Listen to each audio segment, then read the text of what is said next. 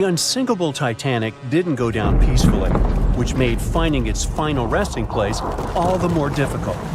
The world-famous RMS Titanic sank in 1912, but was only discovered in 1985 on a secret mission. Although people back in the early 1900s had the approximate location of where the Titanic was, they didn't have the right technology to find it. As it went under, the ship sent several CQD signals, standing for Come Quickly, Distress, to a nearby ship named Carpathia. Come at once, we have struck a berg. It's a CQD, old man, were some of the final words transmitted from the Marconi wireless on the ship. These Morse code messages were also what made the first research missions to the wreck possible. RMS Carpathia found the lifeboats filled with Titanic survivors, but the world also desperately wanted to see what became of the famous liner. Fast forward to 1953. That's when the first serious attempt to find the Titanic wreck happened. A man named Risdon Beasley tried using a loud eruptive device to locate the ship. It sounds weird, but there's science to back it up. When dynamite goes off, the waves from the detonation hit the bottom of the ocean floor. With the help of sonars, scientists would be able to locate if there was anything solid at the bottom of the ocean. But Beasley had no luck. Another 20 years would pass before oceanographer Robert Ballard would make his attempt to locate the Titanic. Ballard had a bit more luck than Beasley. Over the previous years, underwater technology had gotten more funding and so worked much better. He tried it the first time in 1977. Ballard partnered with the Woods Hole Oceanographic Institution on a mission to map the ocean floor. While the institute hired him to test out their new mapping technology, Ballard's intention was to go a little further and find the Titanic wreck. In the middle of this new technological ship, there was a hole that allowed for a long pipe to be extended into the water just above the ocean floor. Attached to the end of this pipe, Ballard installed a pod with sonars and cameras. They thought they were in for something big, and so they took the ship to sea to run some tests. That's when, on a trial run, adversity struck. The drill pipe broke, sending all of their expensive material to the bottom of the ocean floor, just like the Titanic. When Ballard failed, another important character came into this story, a man named Jack Grimm, an eccentric oil tycoon. Grimm had become famous for trying to find things such as Noah's Ark, the Loch Ness Monster, and Bigfoot. He also tried to prove the hollow Earth theory that says that the interior of Earth is entirely hollow and hosts underground cities and nations. His search consisted of trying to find a large hole on the North Pole and thus venturing inside the hollow Earth. After his attempts failed, he set his eyes on the jewel liner that had sunk, the RMS Titanic. Grimm had the money, but he didn't have the know-how. So, as a billionaire, he made a big donation to Columbia University and asked in return to use some of their equipment. He hired a team of highly qualified scientists to help operate the machinery. Here's where it gets a little strange. Jack Grimm was a believer in folklore and non-conventional ways of doing things. So he brought a monkey on board and surprised the research team. This monkey, called Titan, was believed to point to a map and locate lost things. In this case, the Titanic. The scientists went crazy when the monkey appeared and told Grimm it was either them or the monkey. This expedition left Florida without Titan. Yes, there would be no monkey business. They set the course to the exact location of Titanic's last distress signal. They arrived, examined every inch of the ocean floor, but still found nothing.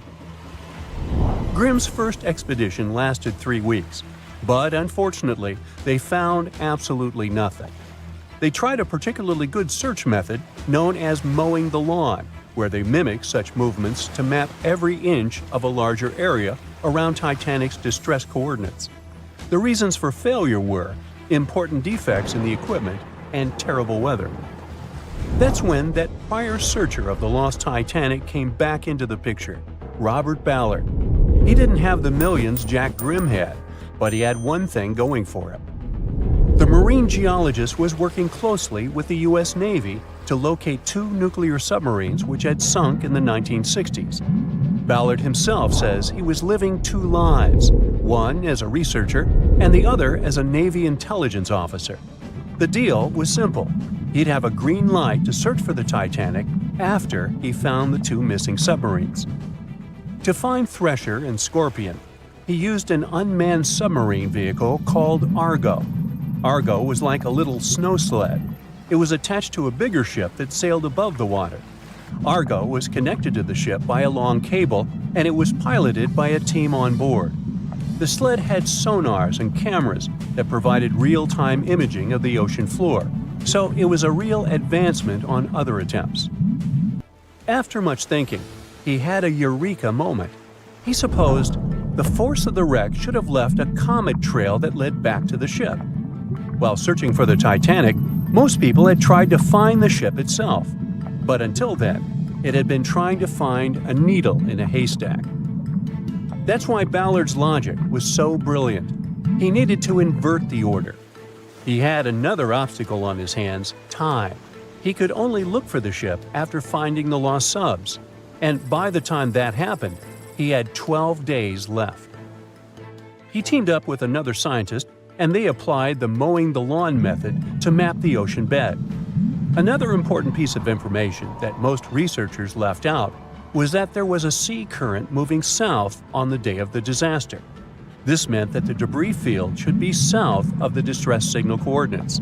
To save time and resources, he would do a quick reconnaissance of the ocean floor, spacing lines more than 3 miles apart to look for debris fields. He also relied more on the camera visuals than on the sonar signals. His team took turns piloting Argo and watching the video. Days rolled by, with nothing but the empty ocean floor showing up. Until the rocks they were used to seeing started to look like man-made debris. Suddenly, there it was, the Titanic's boiler. Ballard was right. The debris field would take them back to the ship. After 73 years of searching, they had finally found the Titanic wreck. At 11:40 p.m., the Titanic made contact with an iceberg in the North Atlantic Ocean. Many artifacts were found and restored, like parts of the ship, jewelry, and dining plates, to name a few. It took approximately 3 hours for the ship to be completely submerged in the remote icy water. The night was cold and very much alive. The orchestra was playing music as they enchanted the guests on board. Everyone was excited to arrive in America. It was still considered an amazing feat for a ship to cross the Atlantic back in 1912. But as the day went ahead, there was an atmosphere of impending doom for the captain and his crew. No one else felt it, though. It seemed to them nothing could possibly go wrong, and this would just be another regular night. To them, the Titanic was unsinkable. The last thing on your mind when thinking about the Titanic is the mail crew. Yes, there were mailmen on board delivering mail to America. It may seem like a pretty mundane occupation, but there was a very tough test to pass in order to be accepted on board.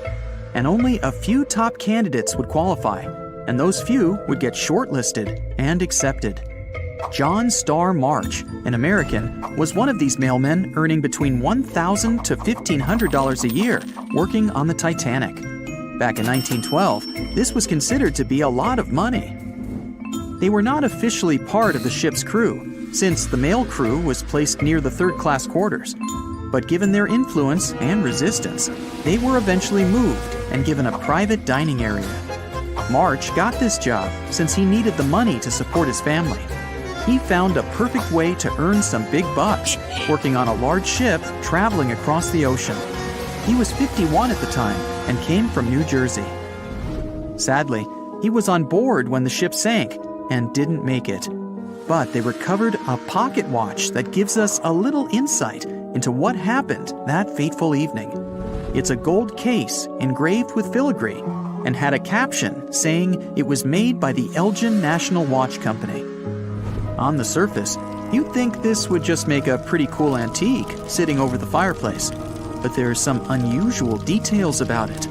There are obvious signs water seeped beneath the glass, and the black arms of the watch indicate the time to be exactly 1:27. It leaves us wondering why the clock stopped at this precise hour. What was the owner doing? The mail clerks were operating a fully functioning and efficient mail sorting facility on board the Titanic. This wasn't something you'd come by often on a cruise ship, since typical ocean liners use closed mail bags to transport the mail from one port to another. But the mail sorting facility on the Titanic allowed passengers to send out postcards whenever the ship docked in transit zones in Ireland and France. According to reports, people started heading back to their rooms at around 11 p.m., but some of them were still hanging around and enjoying their night. The 5 mailmen were celebrating a colleague's birthday in their separate dining room. 5 minutes before impact, crew members spotted the iceberg and rang the bell 3 times as a warning that something was ahead of the ship. They gave orders for the Titanic to move left, or, as they say in the biz, hard a starboard, to make the engines reverse. It was not enough to avoid the great impact. At 11:40 p.m., the Titanic struck the iceberg, and disaster erupted on the inside. Not just water seeping in and ultimately sinking the ship, but panic and chaos among the passengers and crew members. Captain Smith reached the deck and was informed that the Titanic had hit an iceberg. And at the same time, the mailroom began filling with water. We know that the 880-foot ship was completely submerged at around 2:20 a.m., with 706 survivors. The time between the impact and the sinking was really eventful. At midnight, they started getting the lifeboats ready for the passengers to evacuate. Orders were given for women and children to board the safety boats with some crewmen to guide and operate them. The problem was that the 20 safety boats available could only host 1,178 people out of the total of more than 2,200 passengers on board. March and his colleagues began sorting out the mail. There was chaos in directing and ordering around. With each second passing, icy cold water was filling the ship. 15 minutes after midnight, Captain Smith ordered his crew members to send out a distress signal. Even though SOS was established earlier than the Titanic, many others used CQD. The CQ stands for General Call, and the D is Distress. The Frankfurt was too far away to help, even though it was one of the first to respond. Even the Titanic's sister ship, the Olympic, responded, but it also was too far away. At 12:20 a.m., the Carpathia received the urgent message and redirected from its original course to help them out, even though they were 58 nautical miles away. Although this was some relieving news, the water kept seeping in at an alarming rate. It wasn't easy to keep everyone calm, knowing that the ship could be underwater in a matter of hours. At this point, many passengers were already on board the safety boats, waiting to descend into the water. The musicians on board began playing music for the ones still waiting. At first, they were playing in the first-class lounge, and then they moved to the deck. There's a debate on how long they were playing for and what song it was. None of the musicians made it out. The 5 mailmen on board were also doing their duties while the ship was sinking. According to a ship officer, the mailroom was already covered in water above the ankles, and the mailmen were busy trying to save as much mail as they could. March was one of them. There were bags of mail floating around. They started with the registered mail. Witnesses of the Titanic sinking reported the mailmen were putting bags of mail on the deck to keep them from getting wet until help arrived. They also mentioned bags of mail were floating about in the freezing water. It wasn't until 12:45 a.m. when lifeboat number 7 on the left side of the ship was lowered onto the water. Even though it had room for roughly 65 people, only 27 people were inside. Many of the safety boats carried fewer passengers than their maximum capacity allowed. The crew were worried that the boats would capsize if so many people were on them. Some reports suggest that some people even refused to board the safety ships, sticking with the claim that the Titanic was unsinkable. At the same time, they fired up one of the 8 distress rockets in the air, but it didn't get them any help. At 12:55 a.m., the second and third safety boats were descended to the waters with 2 male passengers jumping on board. 5 minutes later, another safety boat was lowered with around 39 people. At this point, water entered the base of the grand staircase. In the next 20 minutes, more safety boats were lowered, most of them underloaded. Still no help. The Carpathia was still on the way. Panic was growing, and tensions were rising. There was a lot of anger for people being left behind. At around 1:30 a.m., things were getting out of control. The organized boarding of passengers to the safety boats stopped.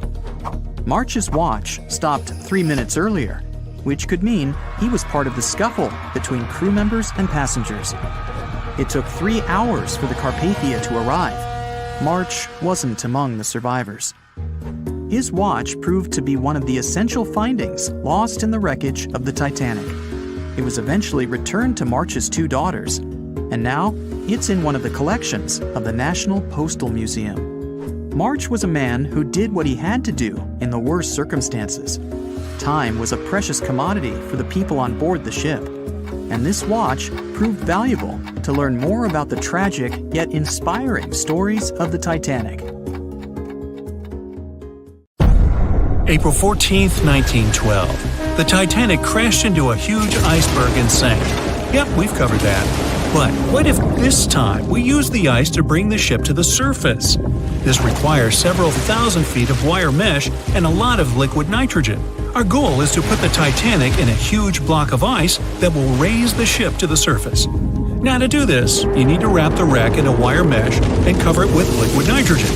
The first problem you face is the inability to wrap the ship completely.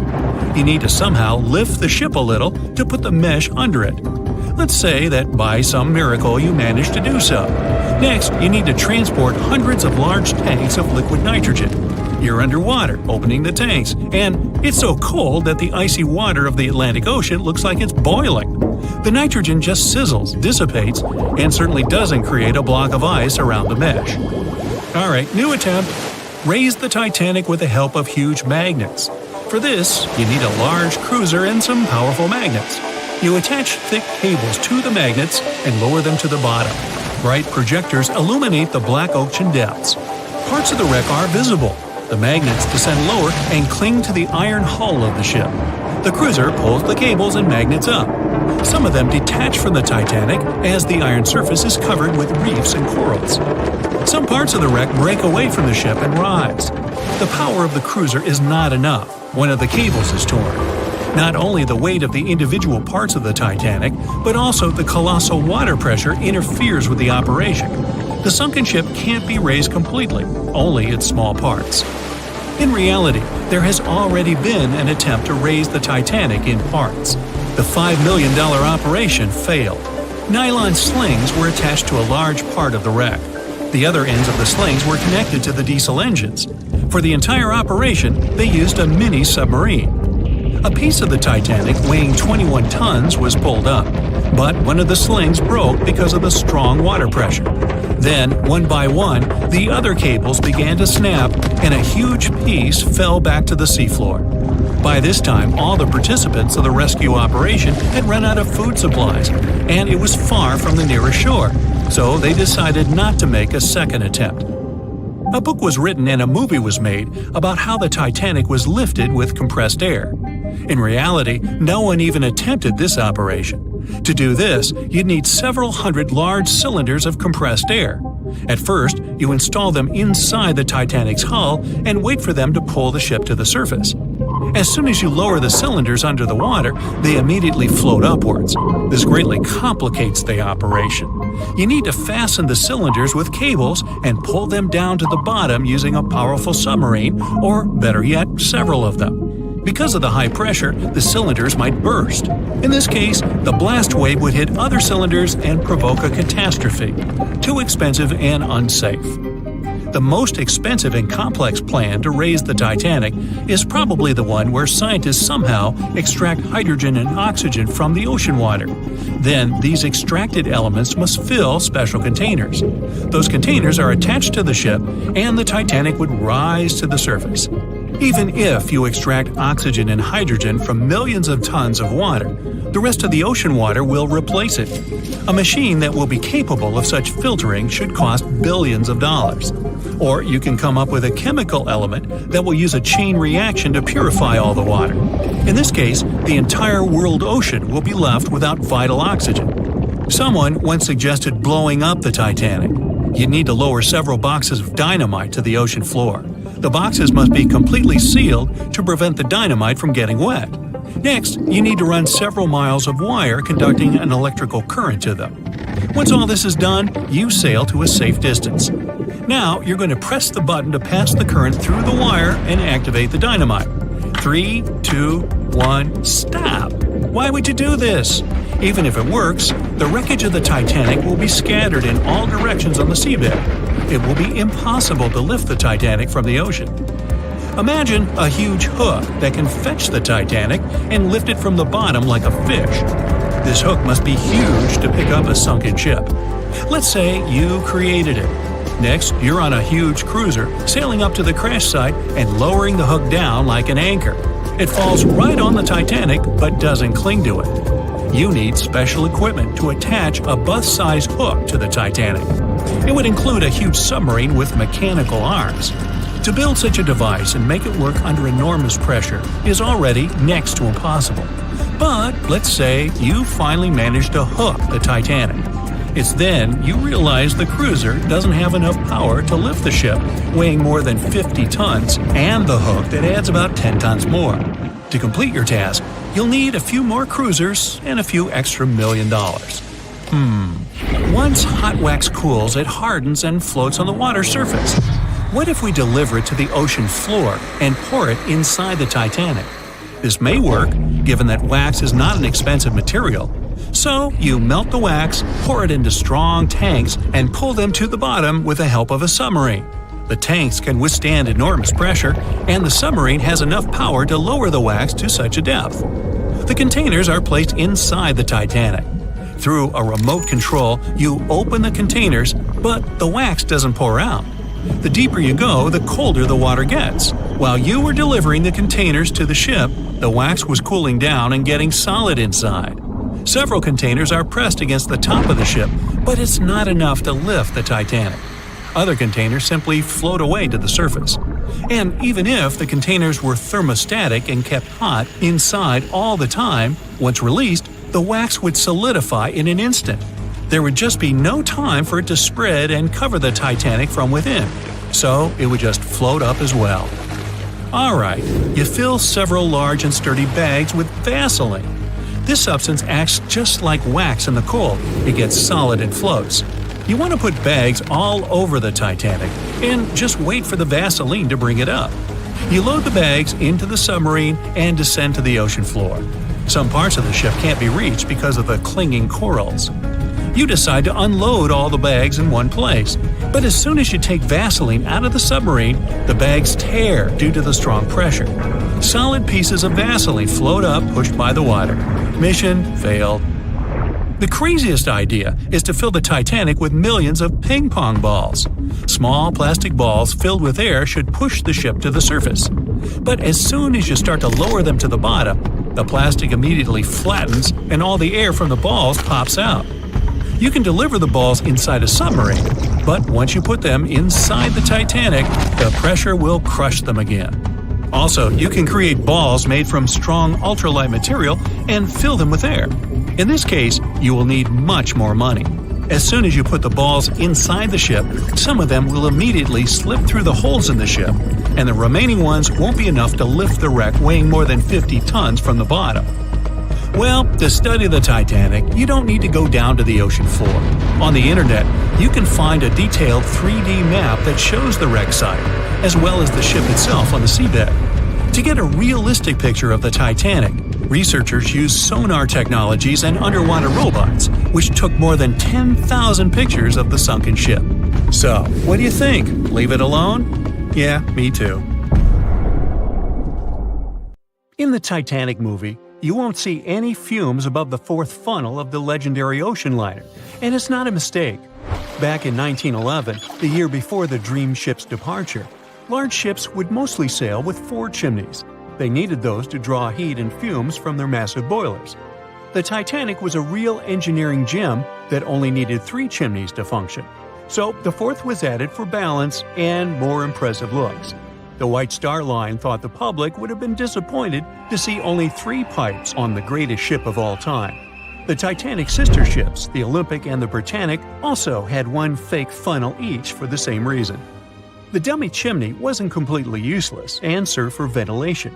It took out the fumes from the machine spaces in the lower decks and from one of the first-class general rooms. 1 big ventilation funnel, instead of several small ones, helped to declutter the upper decks and left more open space for passengers to enjoy their strolls. When Titanic went down, the funnels, each weighing 60 tons, went down with the rest of the ship. They were made extra tall to make sure the passengers weren't covered in the suit being ejected. Their height and weight let them stay in the upright position. The forward funnel, followed by the others, fell only when the ship went for the final dive. Those chimneys were much lighter than the bow, so they spread among other debris. The light material they were made of flattened once it hit the bottom, and the iron-eating bacteria living deep down took care of it later. The bow of Titanic remained intact when it hit the seabed, but the stern was completely mangled. When the famous ocean liner hit that iceberg, things got really messy. It took the future movie star a whole 2 hours and 40 minutes to submerge completely. The collision let water flood 6 out of 16 watertight compartments. As the water gushed into the starboard side, the ship started to tilt down in the front and a bit to the right. By midnight, the damaged compartments were spilling water into others, and it was chaos because these compartments were only watertight horizontally. Soon enough, water started flooding through the anchor chain holes, and by 2 a.m., the bow was sinking, and the stern's propellers were lifted out of the water. The ship kept flooding until the moment the bow went underwater, and the stern shot up almost 45 degrees. The weight of those massive propellers stressed the ship's midsection. The steel just couldn't handle it and failed. Survivors described that moment as some loud noise, like breaking china or falling gear. That was the Titanic's upper structure giving in. By 12 past 2 a.m., the bow and stern were only connected by the inner bottom structure. Minutes later, the bow, weighing almost 16,000 tons, broke loose from the stern. The stern rose sharply to an almost vertical position and started sinking slowly. By 2:20, it disappeared underwater. The bow was cruising down at about 13 miles per hour and had hit the ocean floor almost a half an hour before the stern. The 2 parts of the Titanic now lie 2,000 feet apart, pointing in different directions. The bow remained mostly intact, just covered in mud. The stern turned into a tangled wreck because of the implosions it went through during the descent. The air trapped within the structure just couldn't handle the increasing pressure of the water deep down. Signal rockets played a big part in the Titanic's tragedy. When a ship goes down, you're supposed to shoot up red flares to signal trouble. But someone decided to stock Titanic with white lights instead of the usual red ones. So when the ship smacked into that iceberg, the crew fired off white flares. The SS Californian was passing nearby, and his captain knew the Titanic was in a dangerous iceberg zone. The crew didn't spot the sinking Titanic, but they sure saw those white rockets. The radio between the ships was useless because the Californian's operator switched it off. The captain had a gut feeling something was off, so he flashed a Morse code light signal at Titanic. But he received no reply because the Titanic had already gone underwater.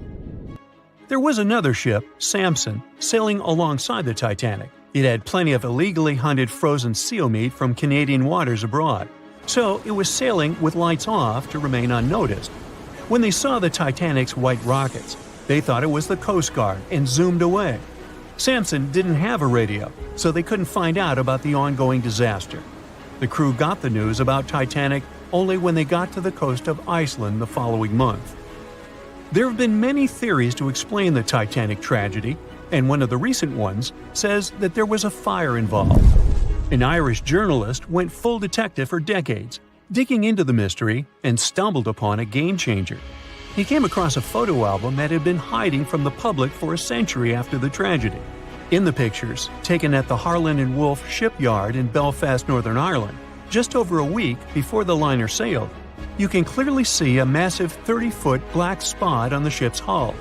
Maloney researched the photos and eyewitness testimony from the time and claimed that a fire spontaneously broke out inside of one of Titanic's enormous coal bunkers.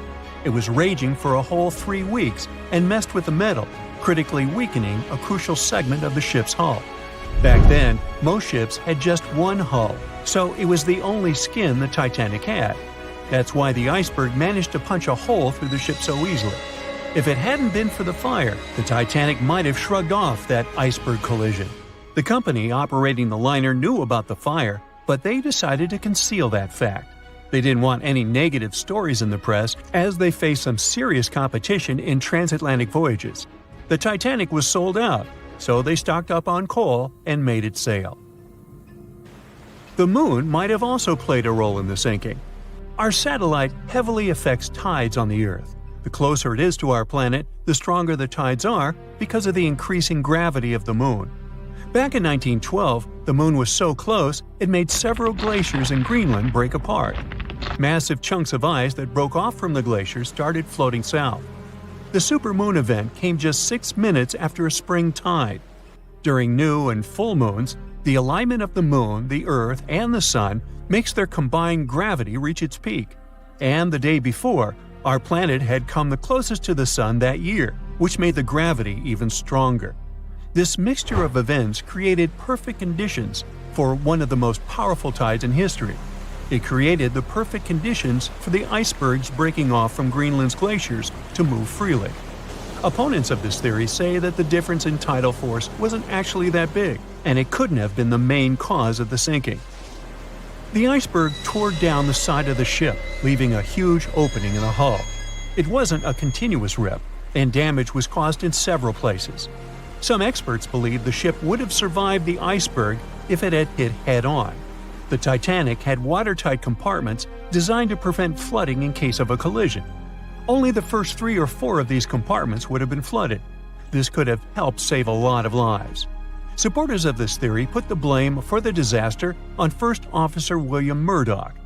Huge, fast-moving ships don't just turn in a matter of seconds like a speeding car. It takes minutes. When Murdoch realized the collision was inevitable, he tried dodging left to avoid a direct hit. But despite his efforts, the ship still collided with the iceberg. You know the rest.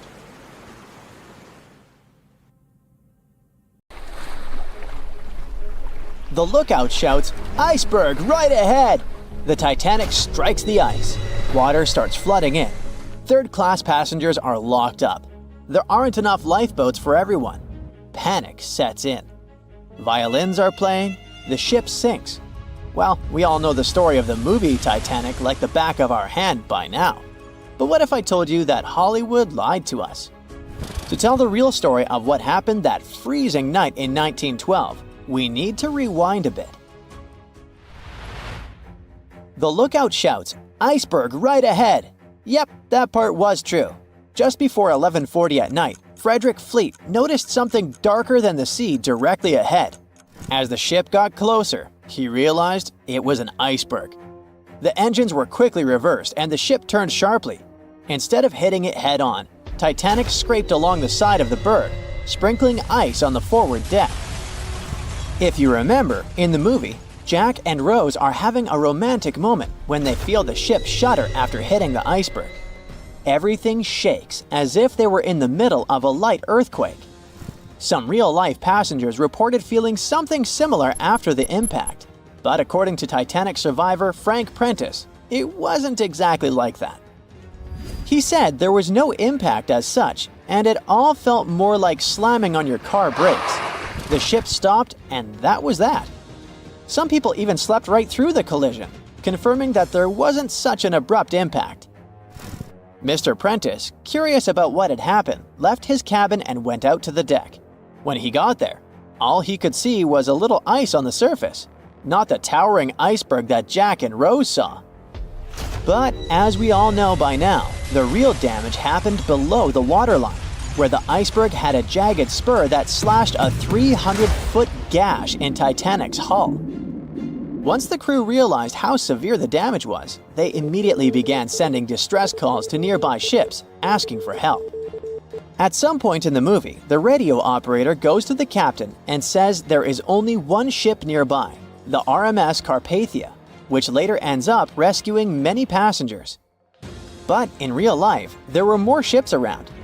It's believed that the SS Californian was only about 23 miles away. This ship might have actually seen the Titanic sinking, or at the very least, seen its rockets exploding high in the sky. Yet, for reasons we will never fully understand, they didn't try to help. Let's get back to the story. Now, people need to get off the ship. At 12:45, lifeboat number 7 was the first to be lowered. Just like in the movie, women and children were told to go first. But in reality, some women were hesitant and even refused to get into the lifeboats. Mr. Prentice said this happened mainly for 2 reasons. First, these lifeboats were high and passengers were terrified of the 70-foot drop from the deck to the ocean below. And second, most women didn't believe the Titanic would actually sink. It was called unsinkable after all. So the idea of getting into a lifeboat seemed pointless at the time. This mindset probably explains why Eloise Smith, a first-class passenger, recalled that there was no panic or chaos at first. Other survivors backed this up, saying that no women or kids were crying. But one thing that was indeed concerning, at least for the crew, was the possibility that the lifeboats might buckle under too much weight. This is one of the theories why the first few lifeboats left carrying only a fraction of their full capacity. Like lifeboat number 7, which only carried 27 people in it, even though it could hold up to 65. In total, Titanic had 20 lifeboats, which could carry about half of the 2,200 people on board that night. But that didn't happen. And now we know the passengers had no idea there weren't enough for everyone. As women were calmly getting into the first lifeboats, musicians headed up to the deck. Their only goal was to play and keep the passengers calm. That's a pretty well-known fact. But the real story is that some survivors said they never saw or heard the band. No violinists whatsoever. It's not like Hollywood misled you though. The musicians did play for over 2 hours after the ship had hit the iceberg. So maybe these passengers were just too panicked to notice the songs, or the musicians started playing later than we think. Now, it's time to talk about the terrible treatment that third-class passengers received. The movie portrayed the crew as cruel, locking the less fortunate below deck like animals, giving them no chance to reach the lifeboats and save their lives. But the official inquiry into the disaster suggested that wasn't true. I mean, yes, fewer third-class passengers survived compared to those in first and second class, but there were other factors at play. Many third-class passengers were reluctant to leave the ship, clinging to their belongings, and had a harder time making their way up from the cabins, which were at extreme ends of the ship. Some survivors confirmed that they were not locked up. In fact, it was quite the opposite.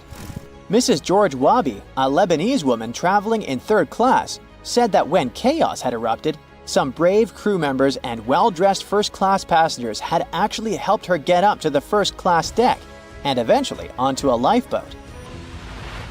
At first, the Titanic was sinking slowly, bit by bit. Passengers reported seeing the water rising and hearing pops and cracks. Then, there was a loud boom. Some said there had been just one explosion, while others described it as a series of smaller explosions, which they'd thought had been the bulkheads giving way. And there's also a group of people who said they had only heard a rumbling sound.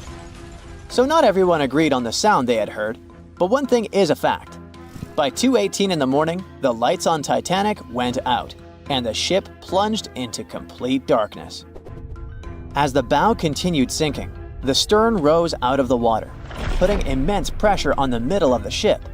This caused the Titanic to break in two. In James Cameron's movie, this moment is pretty dramatic, with the ship sinking almost straight down into the water. But in reality, the break probably happened at a much lower angle, likely just below the waterline. Even so, it tilted enough that people couldn't stay on their feet and started sliding into the water.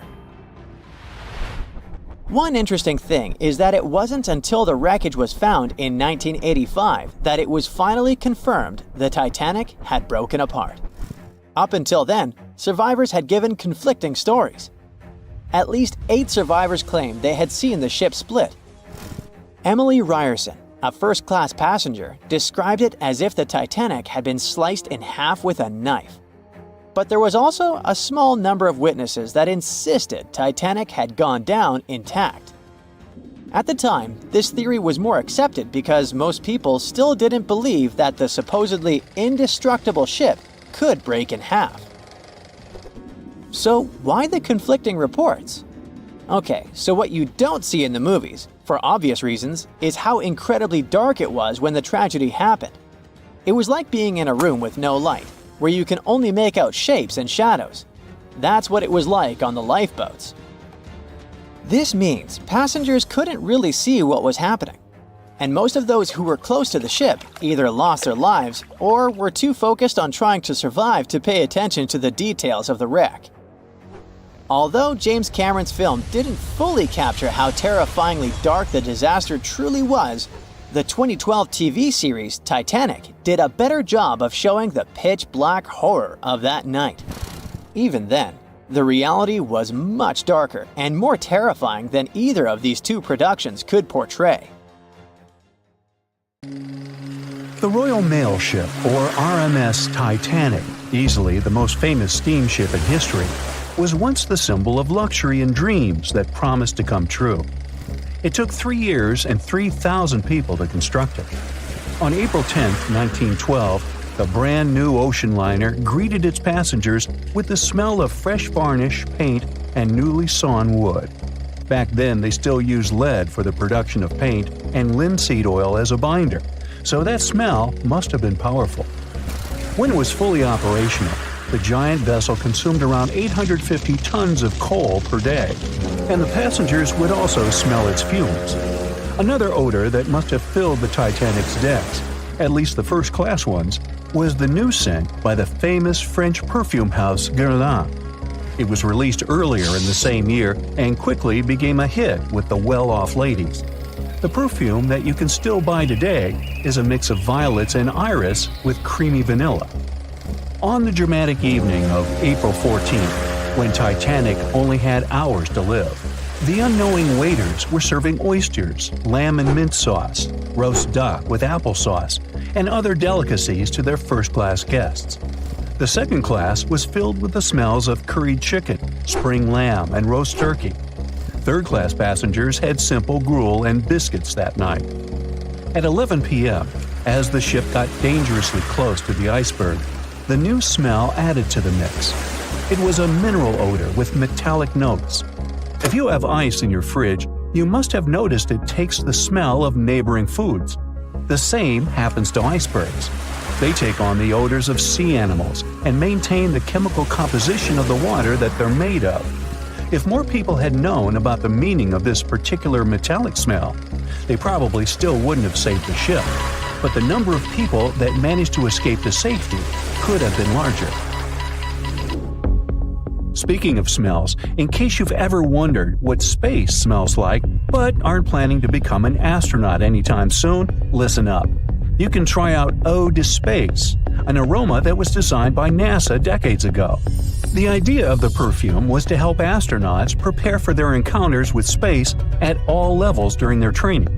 But hold on a second, space is a vacuum, so it technically shouldn't have any smell. Yet, astronauts who have been out there remembered it as a pleasant metallic odor, something like the smell of welding fumes or burnt gunpowder. They could smell it on their spacesuits after coming back into their spacecraft. We can also guess what other planets smell like based on what their atmospheres are made of. Venus has clouds of sulfuric acid in its atmosphere, so it must smell like rotten eggs. Mars and Uranus also smell like rotten eggs, by the way. Each of the layers of Jupiter's atmosphere is made up of different chemicals. That's why it smells different depending on where you are. Some layers would greet you with a yummy aroma of bitter almonds or marzipan, and others, closer to the top, smell like cleaning products. The remaining planets of the solar system are unlikely to have a distinctive scent because they're mostly odorless gases in their atmospheres. As for our natural satellite, the Moon, the Apollo astronauts claim that its dust smells like gunpowder. The fragrance of fresh-cut grass makes regular mowing it nearly worth it. But did you know that the grass isn't having a great time while you're doing it? In fact, it's sort of screaming for help. And because grass can't scream out loud, it expresses discomfort by releasing a mix of smelly, volatile molecules.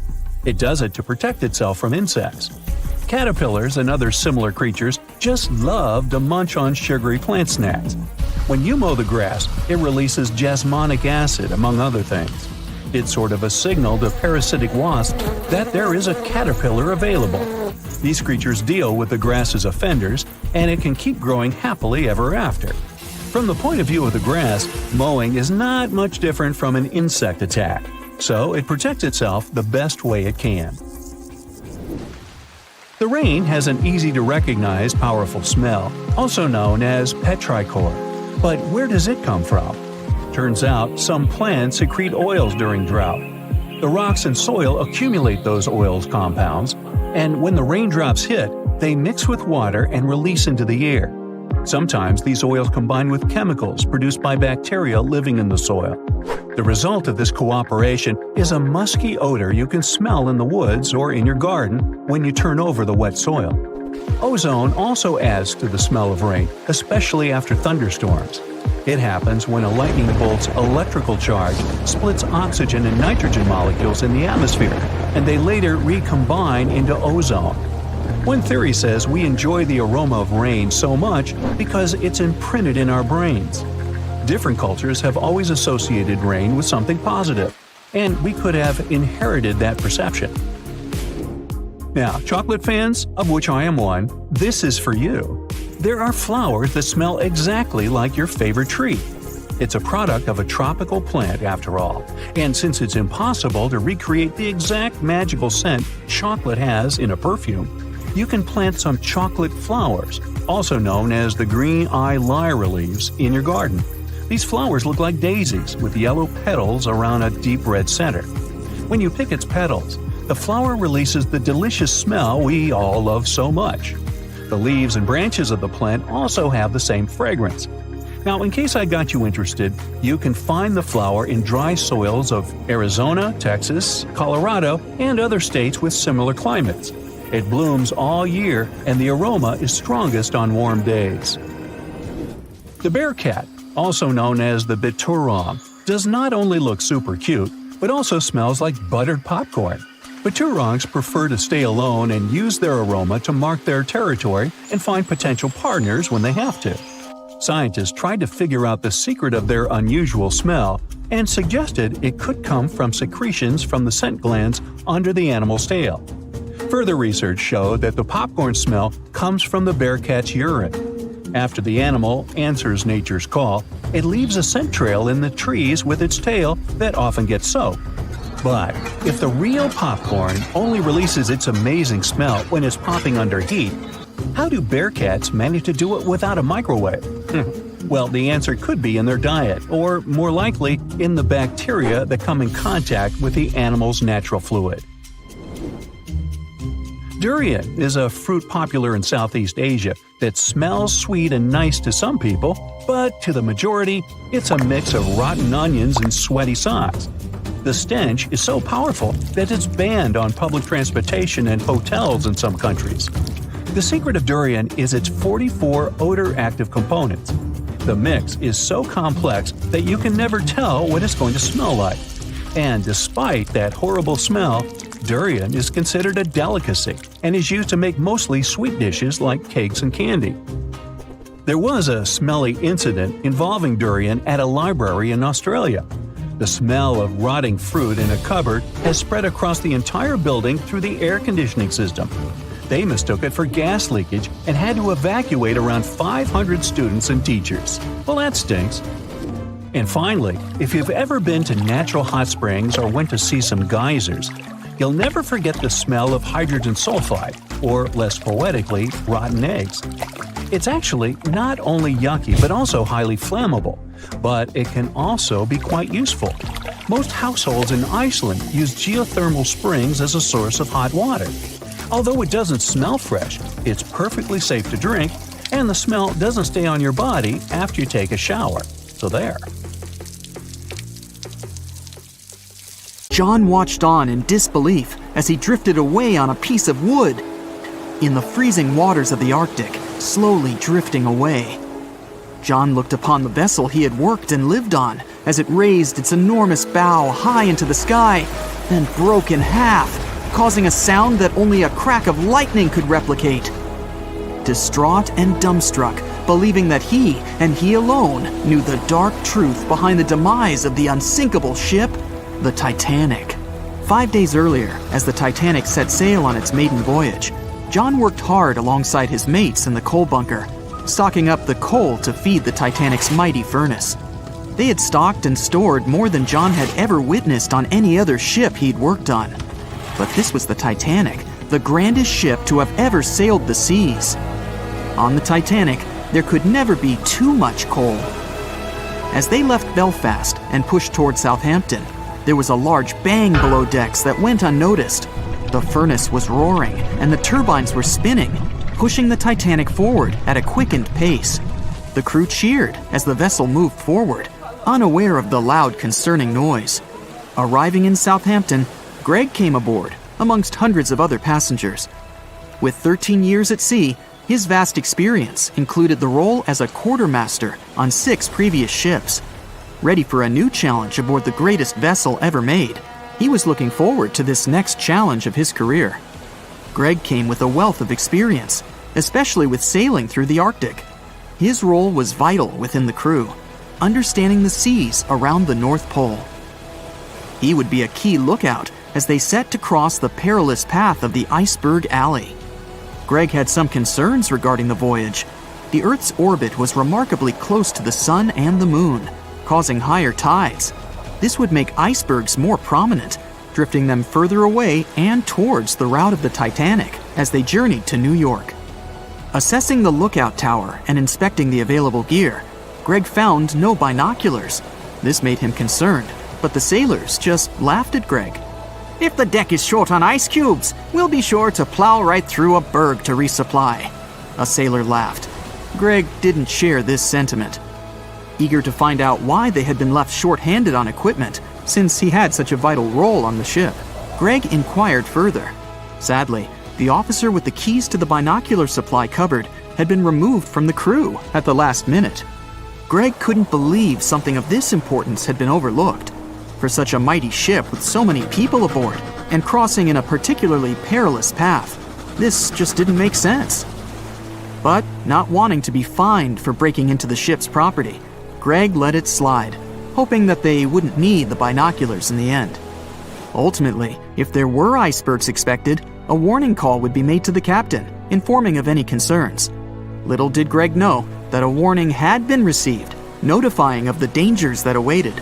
But the telegram didn't provide the required prefix, which would have ensured direct delivery to the captain. So, the critical warning was just overlooked.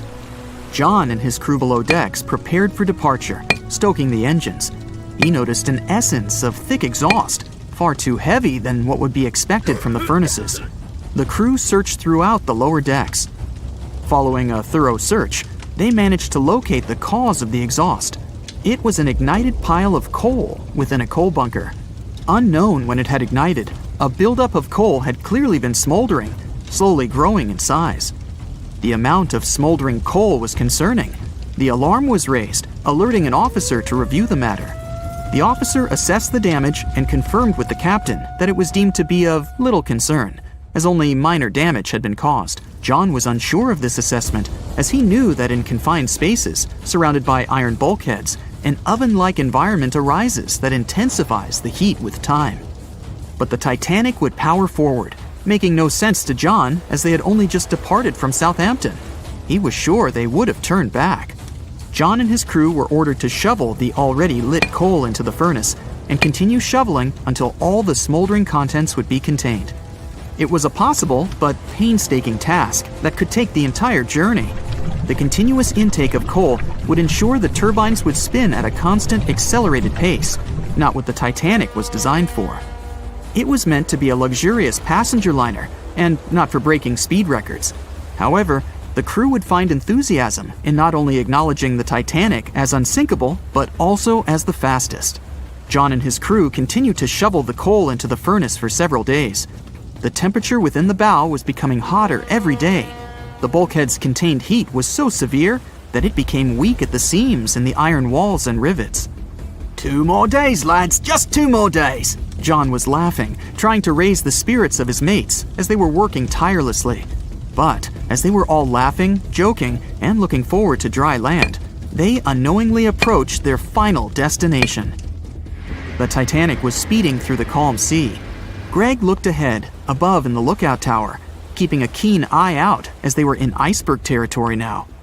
Even though the way seemed clear, false horizons could occur, creating confusion about how far objects in the distance truly were. As they were traveling in the Gulf Stream waters into the colder Labrador Current, air columns cooled from the bottom upwards, creating a thermal inversion. This incredibly high air pressure ensured fog wasn't present, providing a deceptively clear outlook.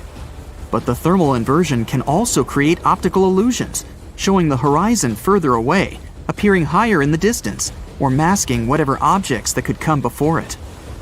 These false horizons could easily hide any icebergs that could be approaching. Greg knew the perils of a calm sea in the Arctic, preferring the rough waters, where it's easier to detect icebergs within waves. Peering from the lookout, Greg was looking towards the dark abyss ahead. Suddenly, within 1 mile directly in front, a formidable image quickly emerged from the dark waters surrounding. Iceberg, right ahead! Greg yelled to his mate, who quickly called to the helm and directed them to steer hard to starboard. The helmsman received the call. In the heat of the moment, he turned the wheel counterclockwise.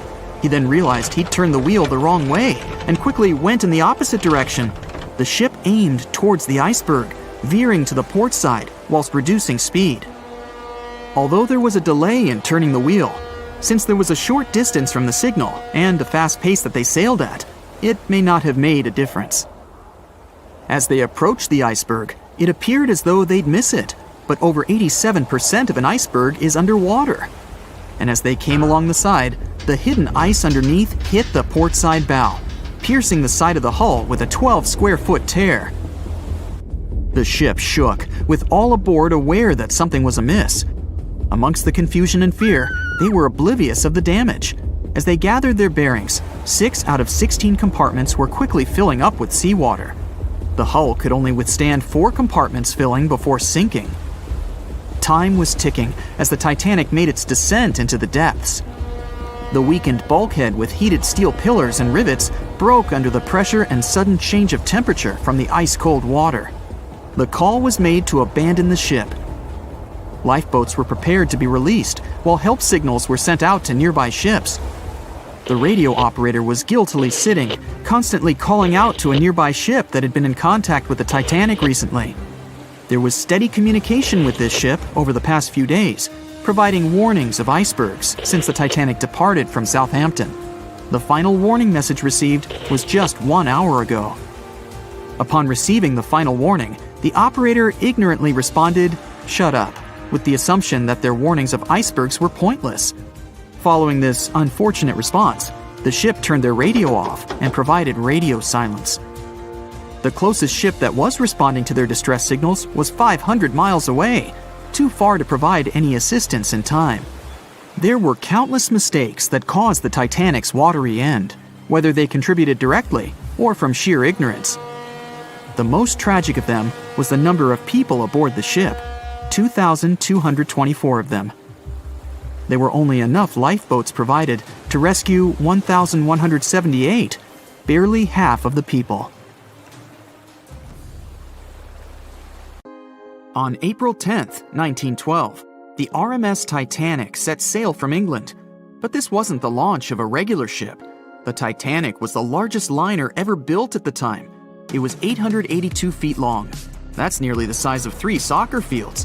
And measured from the hull to the top of the smokestacks, the ship was an impressive 175 feet tall. That's the size of a 17-story building.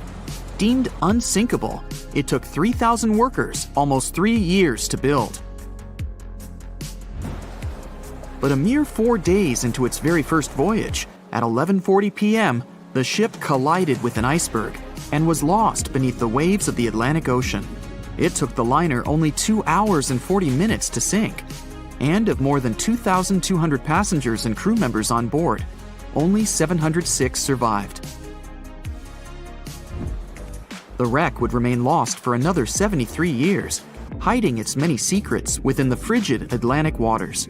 And if it wasn't for a man whose whole life had been devoted to exploring the sea, the giant ship might have remained lost for a lot longer. That man was Robert Ballard. As a child, Ballard was obsessed with the ocean. This fascination started when he was just 12 years old. That's when he watched a film adaptation of Jules Verne's science fiction novel, 20,000 Leagues Under the Sea. It had everything to spark a young person's imagination, from adventure and strange creatures to a powerful underwater vehicle called the Nautilus. It could travel anywhere in the world you wanted to go. From that moment, life on dry land was no longer in Ballard's future. When he was 23, he was assigned to the Deep Submergence Group. There, he helped develop techniques to search the ocean floor. His biggest accomplishment was the creation of Alvin. It was a small, easy-to-maneuver submarine that could carry 3 people. It also featured an external mechanical arm designed to gather underwater samples while the crew remained safe and dry inside. Alvin the submarine quickly proved useful for a variety of tasks. For example, once it was used to track down an aircraft that had crashed into the sea. But the vessel experienced a series of setbacks. In one case, it was attacked by a swordfish, which caused the submarine to resurface quickly. The swordfish, still stuck in the outer skin of the submarine, became that night's dinner. And in October 1968, the submarine was being lowered into the water when the cables holding it snapped, sending it careening into the ocean, along with 3 crew members on board. And because the small vessel was still open, it immediately filled with water and quickly began to sink. Luckily, the crew managed to escape, but Alvin was gone. Bad weather hampered multiple attempts to recover the vessel. It wasn't until the following year that it was finally returned to the surface. In time, Alvin would be improved.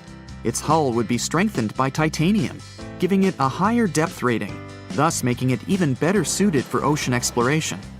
The specialized submarine would come in handy in many of Ballard's 100-plus expeditions. The man was one of the first to explore an underwater mountain chain called the Mid-Atlantic Ridge in the Atlantic Ocean. And when he found thermal vents in the Galapagos Rift in the late 70s, he also helped discover and document the process of chemosynthesis. That's a complicated chemical synthesis of food energy by bacteria. But his biggest discovery was still to come. Ballard claimed he'd never been a Titanic fanatic, but he eventually became obsessed with finding the ship after watching other explorers try and fail. As he said, Titanic was clearly the big Mount Everest at the time. Many others had tried, many that I thought would have succeeded, or should have succeeded but didn't. Ballard began thinking about finding the ship as early as 1973, and 4 years later, he actually made an attempt. He used the deep-sea salvage vessel Sea Probe, which was a drill ship equipped with cameras and sonar. But he was forced to give up when the drilling pipe broke. It just wasn't his time. In the early 80s, a Texas oil man named Jack Grimm tried to find the wreck on 3 different occasions. Once, Grimm was actually right over the Titanic, but his equipment failed to detect it. That's what we call extreme bad luck. Ballard was just biding his time. He needed a plan and some help. The first issue was getting down to the bottom of the Atlantic. The furthest down he had ever traveled before was 20,000 feet. and this trip took him 3 hours, and that didn't include the way back up. Ballard knew he could use Alvin, already enhanced with a titanium hull, to withstand the pressure of the ocean. But he also needed something that didn't require him to actually go down with it. An unpiloted, remote-controlled submarine would be ideal. But first, he would have to create one. He reached out to the authorities, hoping they would provide funding for his project. And though officials had no interest in the Titanic, they were willing to help. But there was a catch. Ballard had to first focus on tracking down 2 submarines, the Thresher and the Scorpion, which had sunk to the bottom of the Atlantic Ocean in the 1960s. The authorities were hoping to study them to find out why they had sunk in the first place. They also wanted to know if they could be recovered or if it was safe to leave them on the ocean floor. Only when he had successfully completed this task would he be free to use any remaining time on his contract to find the Titanic. With no other options for funding, Ballard took the offer. He got to work. First, he created 2 new devices. Argo was an unpiloted, deep-towed undersea video camera sled. It was designed to take photos and record videos from a series of cameras mounted on it. It could work at depths of up to 20,000 feet, and it could also explore nearly 98% of the ocean floor. Argo was supposed to be tethered to a boat. As the boat moved, Argo would be pulled behind, floating just above the ocean floor. The camera would then transmit images to the surface.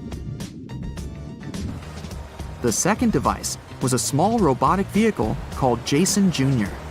It was also controlled remotely, which allowed the crew inside a submarine, like Alvin, to get closer to and photograph underwater objects.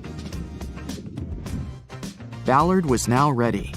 He knew he had to find those submarines quickly, and it didn't take him long. Much to his relief, the search was relatively simple, and he was able to fulfill his obligations with 12 days to spare. With almost 2 weeks to devote to finding the Titanic, he set out to explore the ocean. He focused the search close to Newfoundland, Canada, pulling Argo along the ocean floor and reviewing the images it collected. And after a few days of nothing, they eventually found riveted hull plates and a boiler. Could this be it? The next day, a ship's large bow was revealed.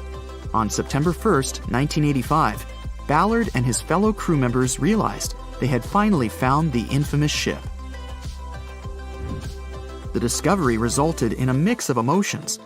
Ballard was excited to be the first to find the Titanic's final resting place, but he was also overwhelmed by the sense of grief for those who had suffered when the ship had gone down. Over the next 4 days, the crew explored the wreck.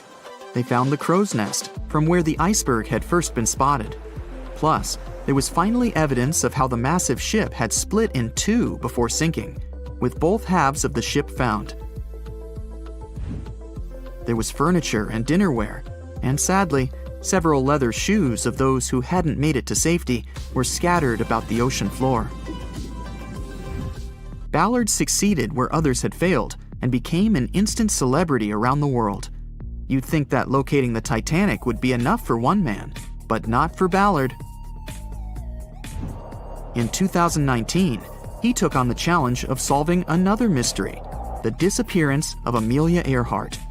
Earhart had attempted to be the first woman to fly around the world.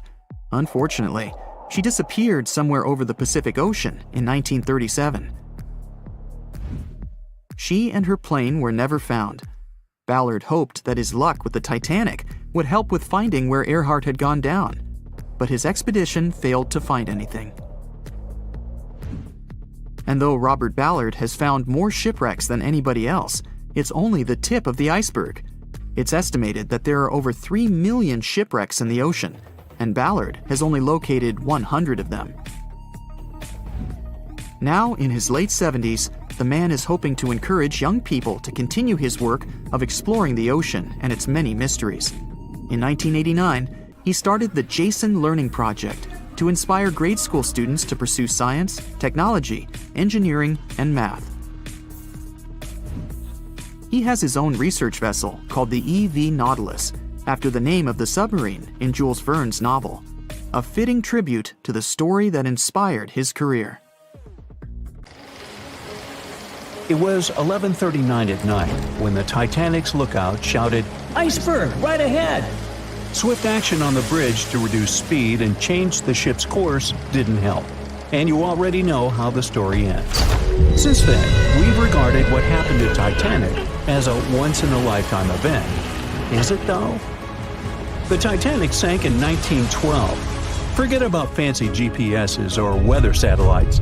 At the time, ships were responsible for warning each other about the location of icebergs, like a "hey man, trust me on this" situation. Then the Titanic disaster happened. To call it a disaster is an understatement, so specialists felt the need to form an organization to avoid this kind of accident happening again.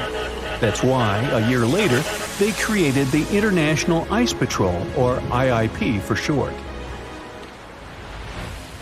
Up to this day, this group has been responsible for giving ships advanced warnings about ice threats. IIP improved their methods over the years, from ship reports and aircraft patrols to satellite images.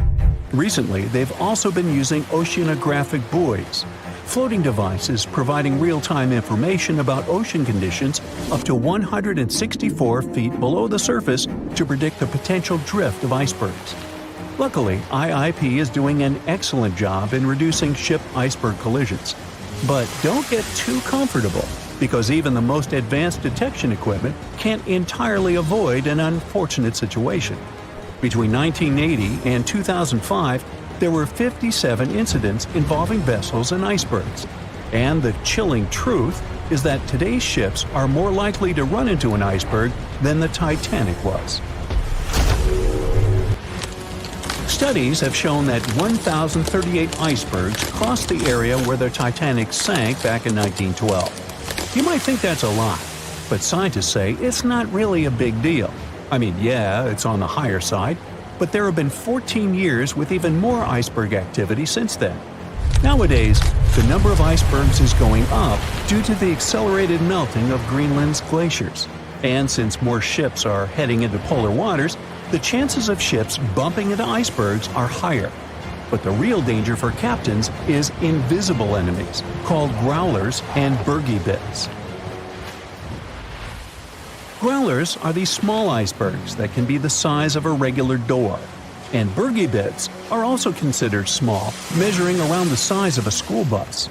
These icebergs might seem harmless, but they're actually tricky since they can be completely invisible to radars or satellites. Let's see what happens when a modern cruise ship as big as the Titanic hits one of these small icebergs. Meet the Norwegian Sun, a luxurious cruise ship like Titanic, as it has the capacity to accommodate 2,400 passengers and more than 900 crew members. On July 2022, this cruise ship was on its way to Hubbard Glacier in Alaska when it found itself in the middle of a dense fog.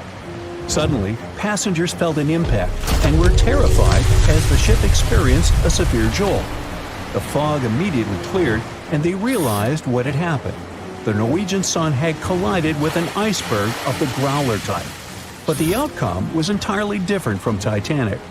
Thankfully, there were no injuries, and both the passengers and staff reached the Alaskan docks safely. Expert divers checked the condition of the boat, and they discovered that the ship had suffered some damage after the collision, so the rest of the trip was canceled.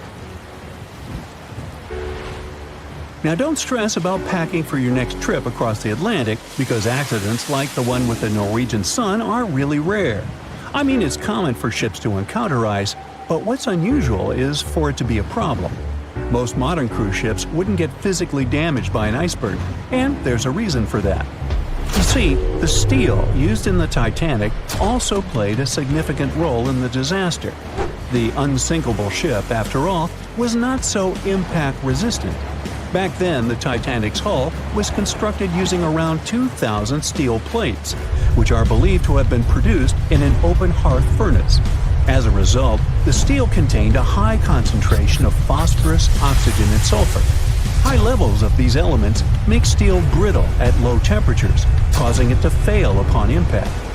While the steel used on the Titanic was of the highest quality available at the time, it wouldn't meet the safety standards of modern ships, and it was approximately 10 times less safe than what today's vessels use. But the most significant difference between the design of the Titanic and a modern ship lies in how the hull is put together. You see, the Titanic was built using over 3 million rivets for its hull and upper deck structure. So, when it struck the iceberg, the rivets started a chain reaction, causing the entire section of the hull to collapse simultaneously, causing an uncontrollable flood of water. In contrast, modern ships use a method called submerged arc welding, which fuses the edges of metal pieces together, creating a strong and continuous bond. This is safer because if any part of the ship gets damaged, the tear doesn't spread, making things worse. The damage remains contained within that section. Okay, so small icebergs are becoming more common, and vessels have been adapted to deal with them. But there's still one more scenario to consider. What if a huge cruise ship hit an iceberg the size of a 5-story building? Imagine we've just created the world's largest cruise ship on the planet. Let's call it the Bright Seaside. Our floating resort is massive, 4 times the size of the Statue of Liberty. It's longer than the Titanic by 318 feet and carries about 3 times more passengers and crew. And just like the Titanic, our fictional ship can cruise at a top speed of around 23 knots. Now, picture this scenario. The Bright Seaside is cruising at full speed in freezing waters. It's the middle of the night, and the captain doesn't realize that all the iceberg detecting equipment on board isn't functioning. It stopped working 3 days ago. It's very foggy out there, and the lookout also fails to spot a 45-foot tall iceberg. If that whole situation played out, and the ship smacked into the iceberg head-on, well, it could potentially lead to a sinking. But you can see how unlikely that is, right?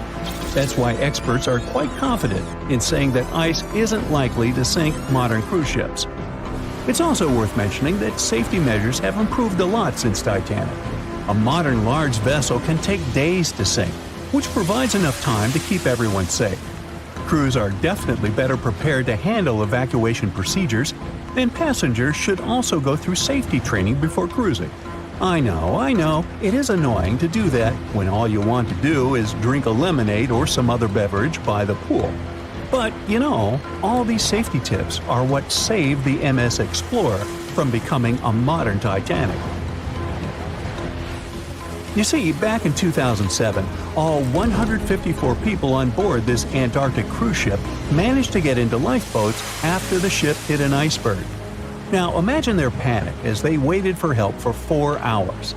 The crew did an excellent job in keeping everybody safe, no doubt.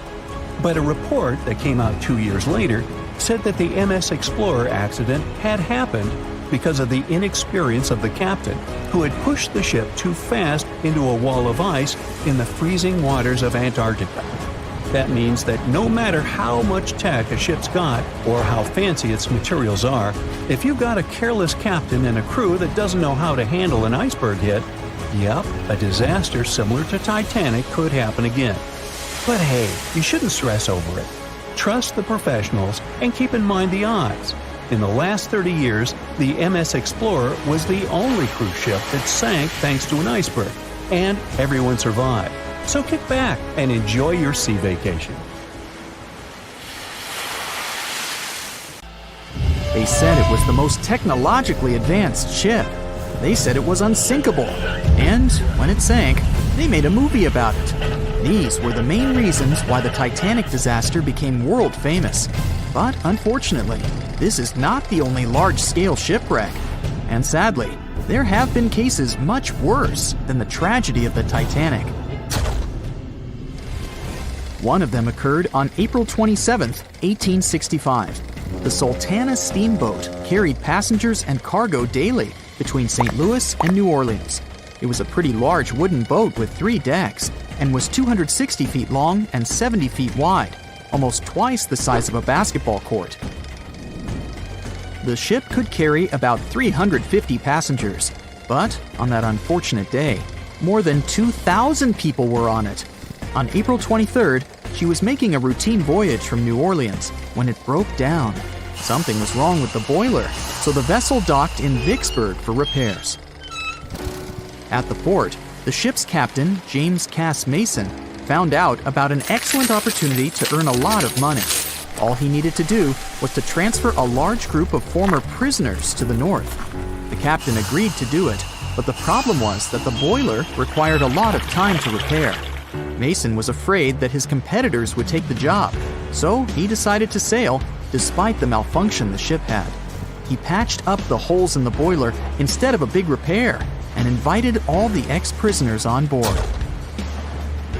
So, there was a broken boiler, an excess number of passengers, a lack of lifeboats, and not the best river conditions. Also, the captain refused to send the ex-prisoners to the hold, so they were all with ordinary passengers. There were strong chances for a shipwreck, but the greedy desire to earn more money was stronger. The Sultana went on a voyage and sailed up the river for 2 days. At this time, one of the biggest Mississippi floods in history began. The river overflowed its shores because of the flood, with the water level rising several feet. All the trees on the shore disappeared, and only the tops were sticking out of the water. The ship sailed opposite this powerful current, making the boiler work too hard. On the evening of April 26th, the Sultana arrived in Memphis, Tennessee, and they loaded even more, 120 tons of sugar and 200 passengers. She got incredibly heavy. Around midnight, the ship continued its dangerous journey. The captain sailed to barges to load a shipment of coal. At 1 a.m., the vessel left the barge. At 2 a.m., the broken boiler, unable to withstand the load, suddenly exploded. The Sultana was just 7 miles north of Memphis. Few people survived that day. The problem was that passengers trying to escape from the fire jumped into a cold river with a strong current. The Sultana disaster is considered the most tragic shipwreck in the history of the United States. The exact number of those who didn't survive is still unknown. According to various sources, this number was from 961 to 1,800 people. Don't be surprised that almost no one knows this story. There were many more survivors in the Titanic tragedy, and everybody heard about it. But the Sultana sank during one high-profile event. 12 days before the shipwreck, the country lost Abraham Lincoln. People hadn't yet recovered from this news, so no one paid much attention to the tragedy of the Sultana. Many catastrophes happened quite recently by historical standards. One of them occurred in 2002. The ferry La Jula was a Senegalese vessel. The ferry sailed twice a week, mainly along the coast of Dakar, carrying passengers who traded mango and palm oil. It made daily voyages and never faced severe problems thanks to modern rescue equipment and good repair service. But one day, the ship's crew discovered a malfunction and sent the boat to port. For almost a year, La Jula was in a non-working condition, awaiting repairs. But it didn't get high-quality service. After poor maintenance, the ferry set off on its last voyage. On September 26, 2002, La Jula sailed between southern Senegal and Dakar, and at 11 p.m. headed toward Gambia, where a strong storm began. The wind raised high waves, but this wasn't critical for the large passenger ship unless the number of people on board didn't exceed the established norm. La Jula was supposed to carry about 500 passengers, but had many more people that day. Too many passengers, poor repairs, and a strong storm caused severe problems for the ship. But the main factor in the shipwreck was that La Jula was only built for sailing in coastal waters, but that day, it sailed far from the shore. Big waves started rocking the boat, and at some point, it just turned upside down. The ship's deck went underwater, and its lower part stuck above the surface like an iceberg. All the passengers sitting in cabins fell on the ceiling and lost their orientation in space. There were no holes or damage in the ship's hull, and water flooded the lower decks for a long time. The vessel stood in a twisted position for several hours. Then, the boat began to sink when the water seeped through the deck and hold. The ocean was warm, but no one came to save the passengers. People had to wait almost 4 days to be rescued. Unfortunately, only a few managed to survive. The Philippines is a very dangerous area for ships. This place consists of several thousand islands and a vast area with shallow water. Ships can run aground and damage the hull with reefs and pitfalls. On September 20th, 1987, one of the most terrible disasters in navigation history occurred there. A Philippine passenger ferry called Dona Paz left one of the islands and sailed toward Manila. The sun was shining, the ocean was calm, and the visibility was good. But for some reason, the crew members didn't notice how the tanker Vector was approaching them. The two ships collided at low speed. The collision wasn't strong, but the problem was that the Vector had tons of oil on board, and the Dona Paz crashed into the cargo hold where that oil was stored. So it spilled all over the ocean, and then a spark slipped through. Not only did the two ships catch fire, but also filled with water. Both ships sank in a matter of seconds. Only a few dozen people survived that disaster. On September 27, 1854, the passenger ship Arctic sailed from Liverpool to New York. The fog came rolling down, and visibility got really bad. Another boat appeared out of the thick white haze, the French steamer Vesta. The ships were close enough to each other that a collision was inevitable. The French vessel was smaller, so it seemed to the Arctic's captain that Vesta had received a lot of damage. And while he was staring at the other ship, his boat got quickly filled with water. The captain gave the order to sail to the shore as fast as possible, but the ship's engines stopped working because of the flood. Then the ship's crew started to lower lifeboats with women and kids. Still, when rescuers found lifeboats with people, it turned out that only 87 out of 400 people survived, 65 crew members and 22 passengers. Surprisingly, there were only grown men among them.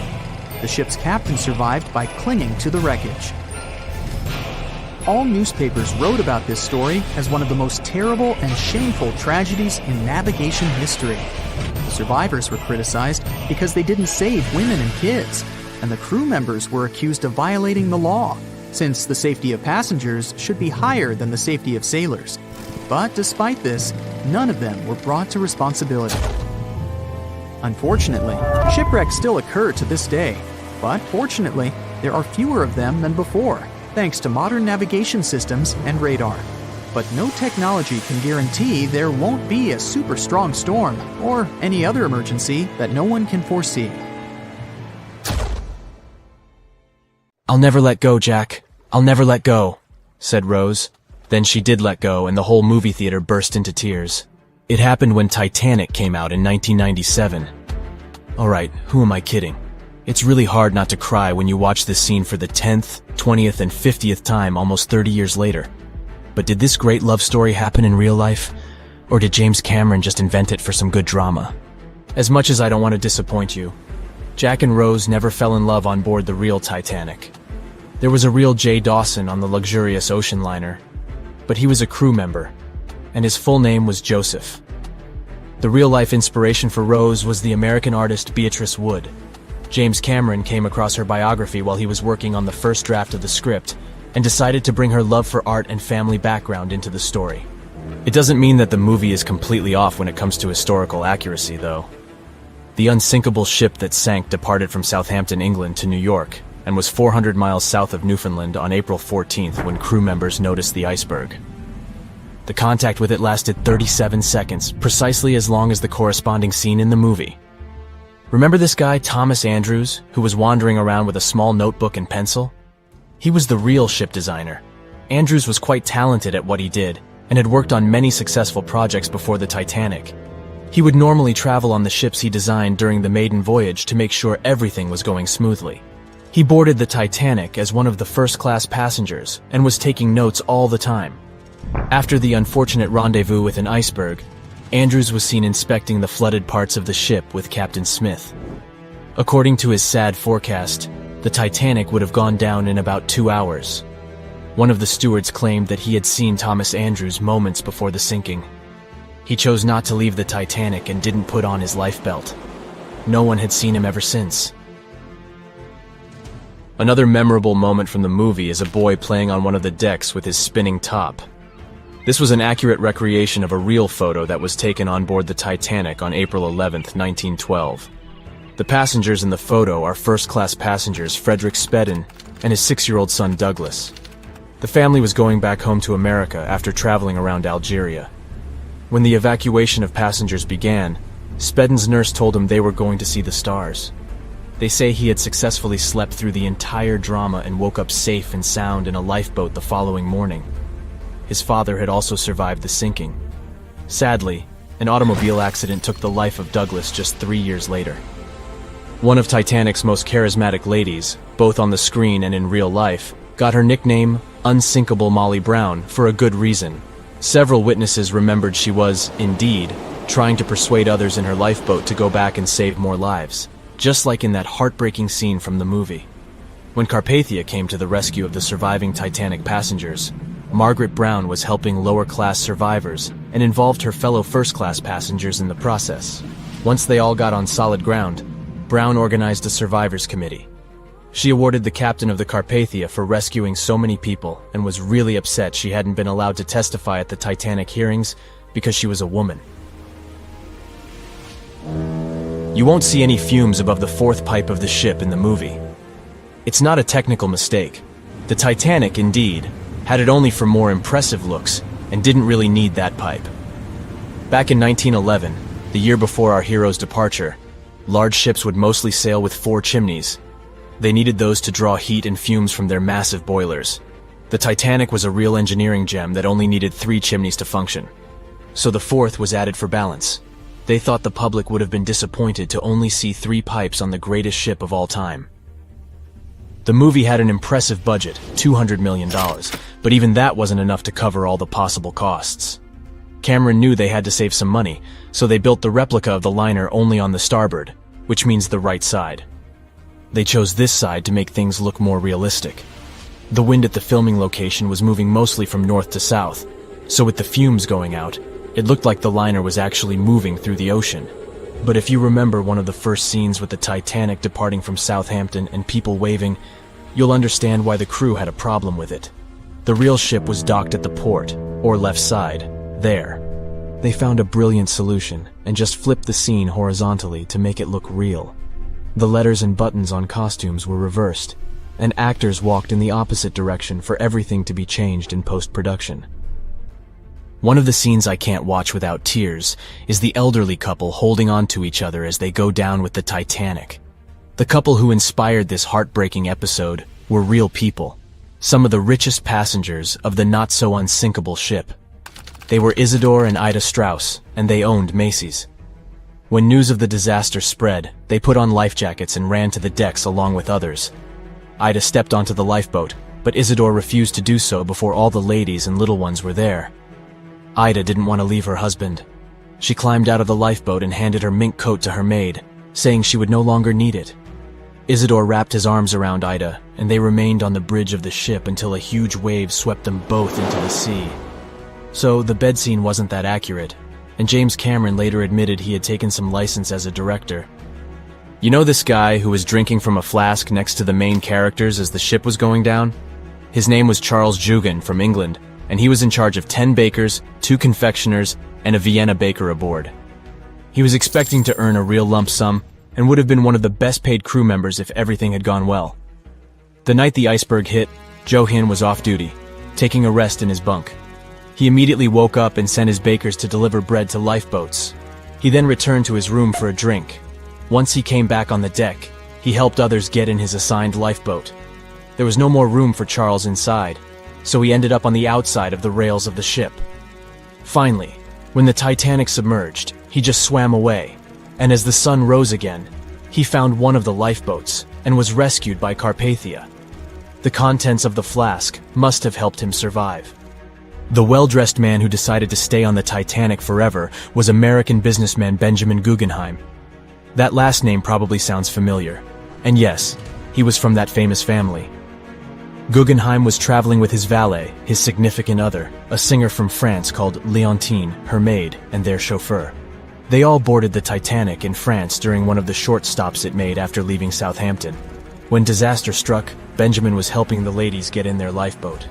He reportedly said they were only saying goodbye till the next day. He was sure the ship would be quickly repaired. After helping many women and youngsters get in the boats, Guggenheim chose not to fight over the remaining seats. He and his valet returned from the decks to their first-class suite and put on their finest suits to go down like gentlemen. It seems like we all cried watching the heartbreaking goodbye of Jack and Rose from the Titanic. Oops, spoiler, sorry. But the real-life stories from the sinking of the famous ship were no less touching. Joseph Lar Roche was born in 1886 in Haiti to a wealthy family. He was growing up without a dad, but his mother was a self-made woman and a respected merchant. His uncle was the head of his country. Joseph was fluent in French, Creole, and English. At the age of 15, Joseph realized he wanted to become an engineer. There were no engineering schools in Haiti, so he moved to France to get his education. The journey took him a whopping 83 days. Still, in his student years, Joseph met Juliet in a suburb of Paris through a mentor. They soon became friends, and then it grew into something bigger. The couple decided to get married. There was only one problem.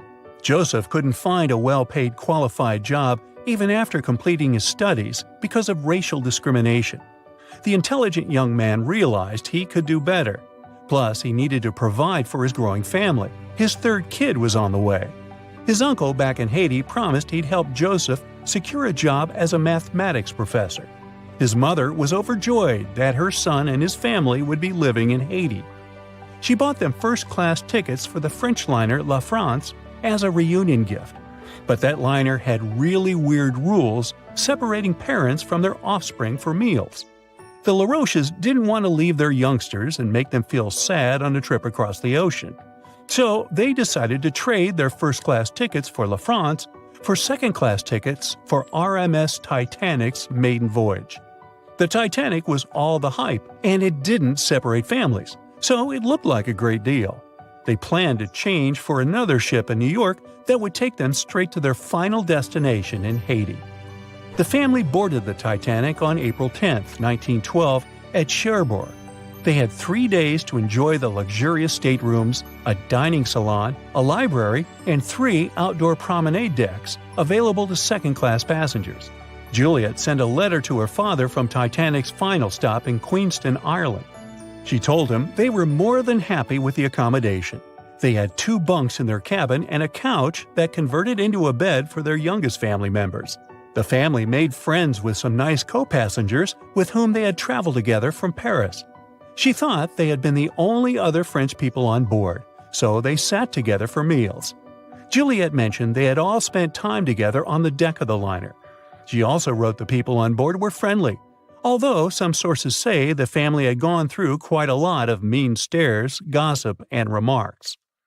On the night of April 14th, their exciting journey came to an abrupt end. Even though Titanic's wireless operators had received warnings about drifting ice from nearby ships, the liner continued to plow ahead at full throttle. It was around 11:40 p.m. when Titanic's hull collided with the Iceberg around 370 miles off the coast of Newfoundland. The practically unsinkable ship was severely under-equipped with lifeboats, enough for only about half of its 2,200 passengers. The nearest rescue ship, the Carpathia, was too far away to help. A steward woke up the Lar Roche family and took them to the lifeboats, as Juliet remembered later. She couldn't speak any English, so everything that was going on seemed even scarier to her. A little after midnight, the crew received the order to give priority to women and children when boarding the lifeboats.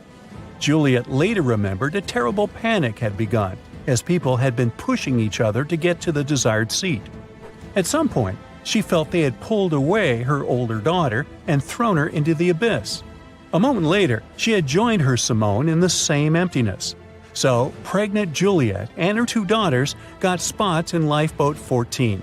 But they had to say goodbye to Joseph as the boat was being lowered into the sea. He wrapped his coat around Juliet, saying she'd need it, and promised to get in another lifeboat and see her and the little ones again in New York. The 25-year-old Joseph Lar Roche didn't manage to stay true to his word. In a couple of hours, Titanic sank underwater, taking the lives of almost 1,500 people. Joseph was one of them. Juliet and the girls were among the 700 survivors who had been rescued by the Cunard liner Carpathia several hours later. Once they reached New York, they were looking through the crowds of people, hoping to see Joseph again.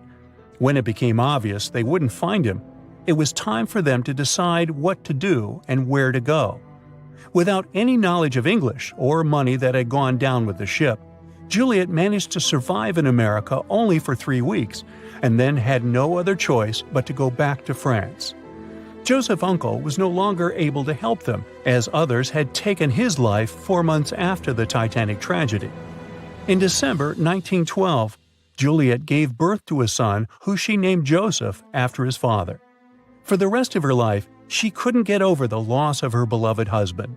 That's why she didn't like to speak about what had happened on Titanic and told her children not to mention it. In 1995, a member of the Titanic Historical Society interviewed Louise, who was the last remaining Lar Roche child and the last French survivor of the sinking. And that's when the world first heard about this heartbreaking story. It inspired some plays and articles, but it never got the same attention as the story of other passengers. You probably remember the elderly couple going down together in their bed on the Titanic. It was inspired by Isidor and Ida Strauss. They were both born in Germany and emigrated to the United States as kids. They met in New York and got married 5 years later. Isidor started a china and porcelain business with his brother that grew into the glassware department at Macy's and turned them into multimillionaires. Isidor and Ida were well known in New York, not only for their wealth and charity, but also for their love and devotion to each other. In 1912, the couple decided to run away from the New York winters and headed for Europe. By that time, they'd already been married for 40 years. In early April, it was time for them to sail back home to New York. They normally traveled on huge German liners, but at that time, they couldn't resist the hype of everyone talking about that new luxury liner, the RMS Titanic. That's how they ended up in one of the first-class private suites at the top of the ship. The Strauss couple spent their evenings dining in front of a live orchestra in a hall filled with fancy furniture and expensive wooden paneling. On the night of April 14th, they felt a slight tremor and then left their private suite and waited for instructions from the crew. They told the passengers not to lose their passes, as they'd need them when everyone got back on board. But the ship was going under.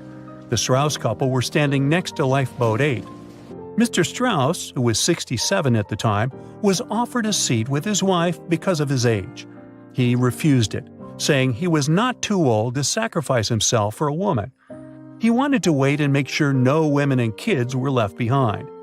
Ellen Bird, Ida's maid, hesitated before getting on the lifeboat, but Ida told her to go.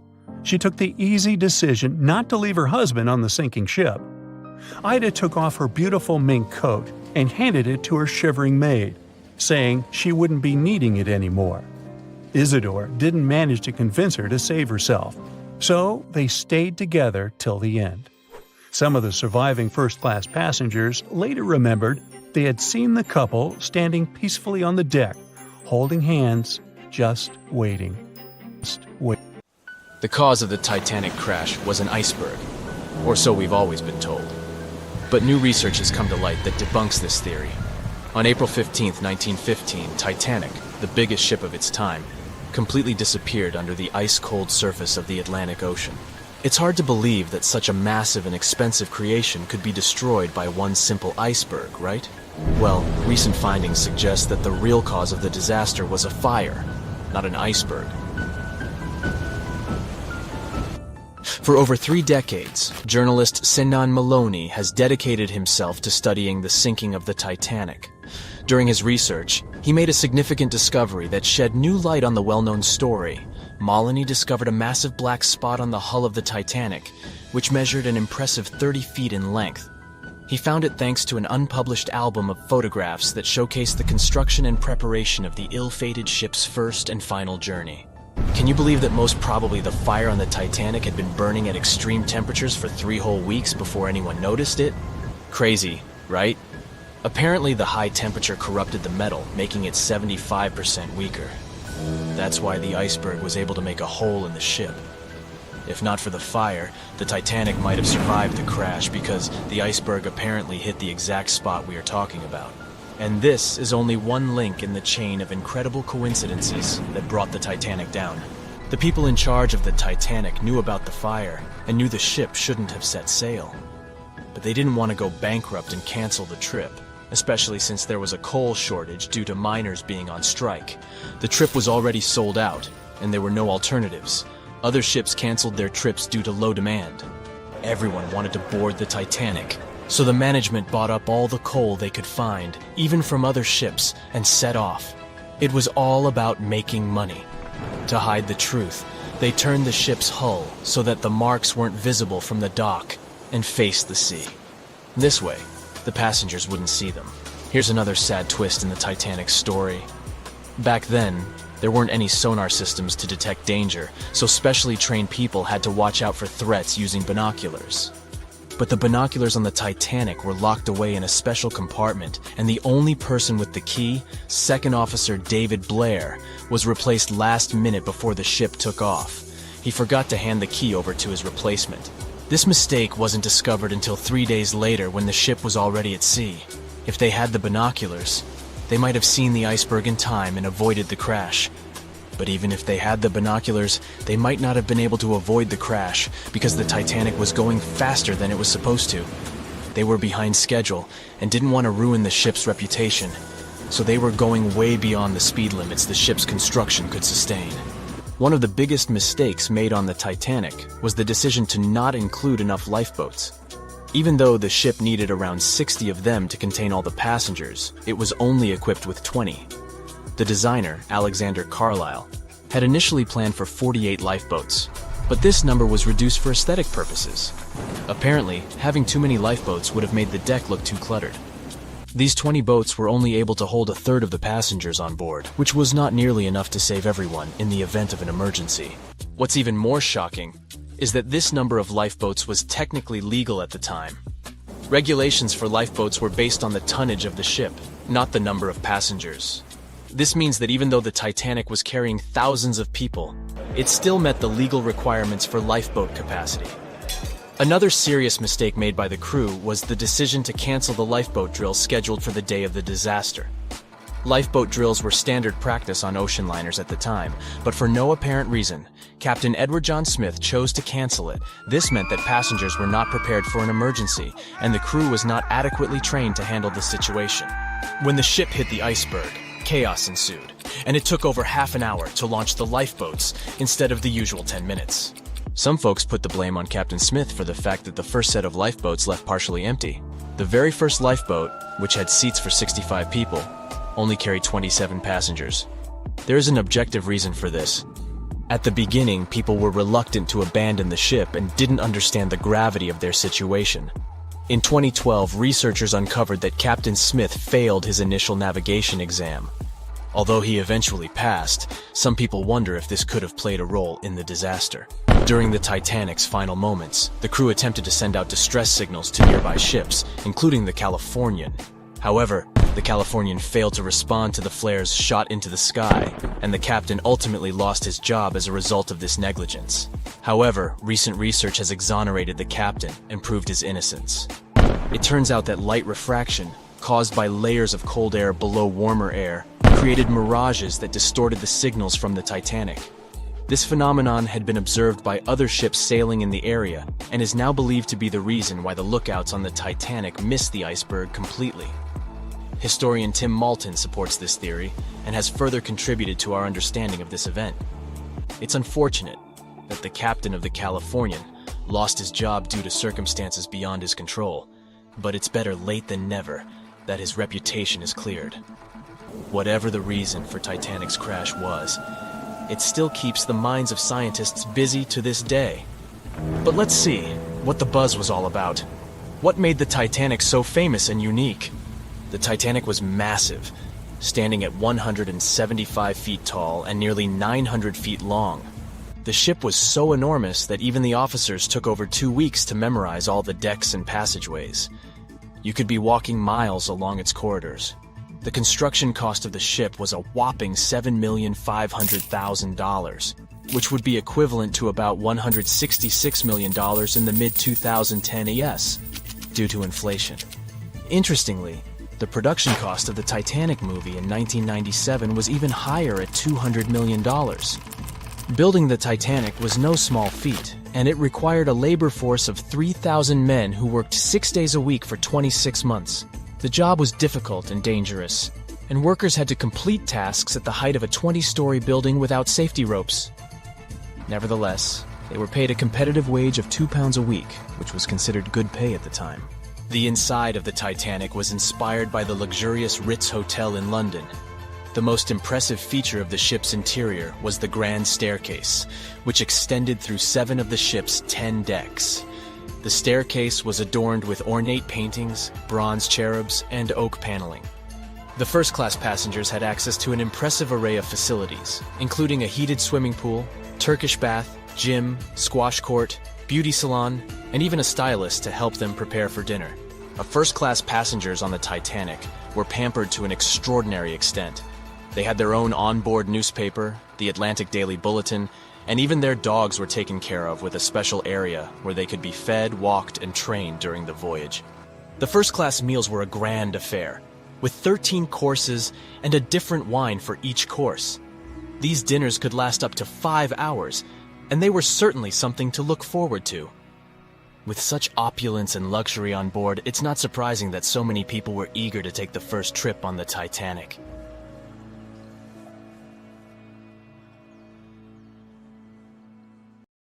It was the biggest ship ever built in its time, and it was supposed to be unsinkable. But within days of steaming out on its first voyage in 1912, the Titanic was gone beneath the relentless waves of the North Atlantic Ocean. And of its more than 2,200 passengers and crew, only 706 survived that dreadful night. Would a smaller ship have fared any better in the same situation? Did the size of the iceberg truly matter in the end? Was it a mistake for the ship to change course at the last minute as it tried to avoid impact? These are 3 questions that have people pondering, what if? We do know that Titanic was considered an engineering marvel in its day. Designed by Thomas Andrews for the British shipping company White Star Line, it was just over 880 feet long and 175 feet tall.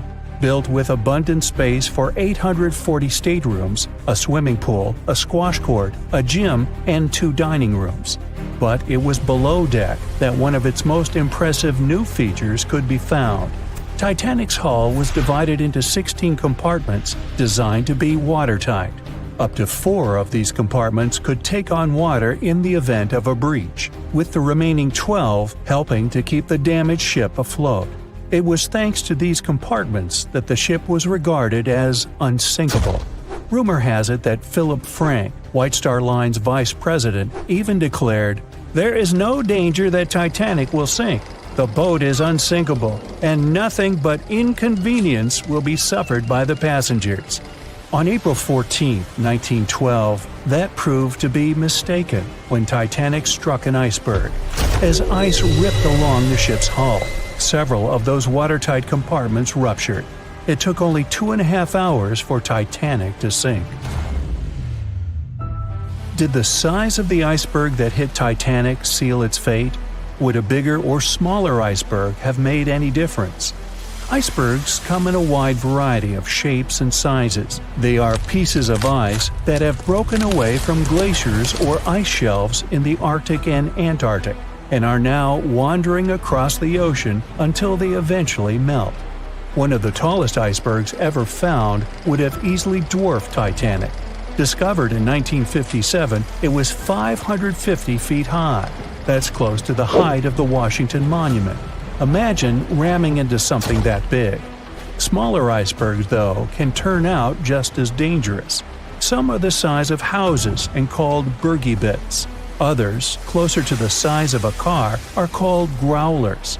These can be much harder for ships and boats to locate, making them more difficult to avoid. And though smaller, they can produce a lot of damage when hit.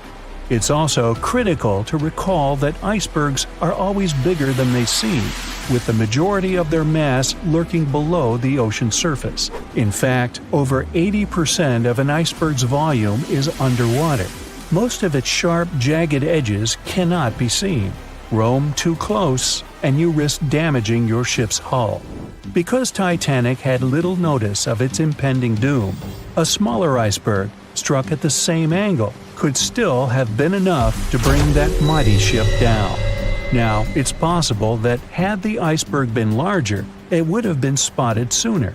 Titanic might have had time to alter course and avoid the impact. But missing that one iceberg would not have guaranteed Titanic's safety. It was traveling in a dangerous stretch of the Atlantic called Iceberg Alley. It's located 250 miles east and southeast of Newfoundland, Canada. Behind one iceberg, there could be another, and another after that. And so the crew on board had to remain very attentive to avoid several potential collisions, not just one.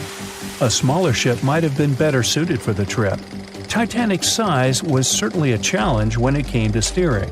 In fact, it had just left her dock in Southampton when it nearly collided with another smaller ocean liner, the SS New York, missing it by just 2 feet. The gigantic steamship was obviously not made for maneuvering quickly in tight quarters. A ship that size required time and space to change course. But when it comes to ships versus icebergs, a ship's size doesn't always matter. The Islander was a steamship designed to travel the Inside Passage in Alaska. In the summer of 1901, it struck an iceberg, which tore a hole in the front portion or bow of the ship. The vessel did not sink right away, and the crew tried to steer it to safety. Ultimately, its bow completely submerged, and its stern was lifted up and out of the water. It didn't take much longer before the ship sank completely. Of the 168 passengers and crew members, 128 survived, and $3 million in gold was lost. Islander had a 240-foot hull, making it almost a quarter of the size of Titanic, and that smaller size didn't seem to be much help in preventing a collision with an iceberg. And then there was the Hans Hedtoft in 1959. Also known as the Little Titanic or the Danish Titanic, it was referred to as the safest ship afloat. It was 272 feet long with 95 people on board. Much like the real Titanic, the Hans Hedtoft was specifically engineered to handle most of what the sea could throw its way. Along with its double steel bottom, it also had an armored bow and 7 watertight compartments. How could such a ship sink? But it could, and it did. It was on its first voyage, returning to Copenhagen, when it ran into trouble. On January 30th, it hit an iceberg. An SOS was sent, but when the Johannes Cross arrived to help, the Hans Hedtoft was nowhere to be found. The only evidence of the ship's existence was a lifebelt that was washed ashore in Iceland 9 months later. Again, the ship's smaller size didn't work in its favor.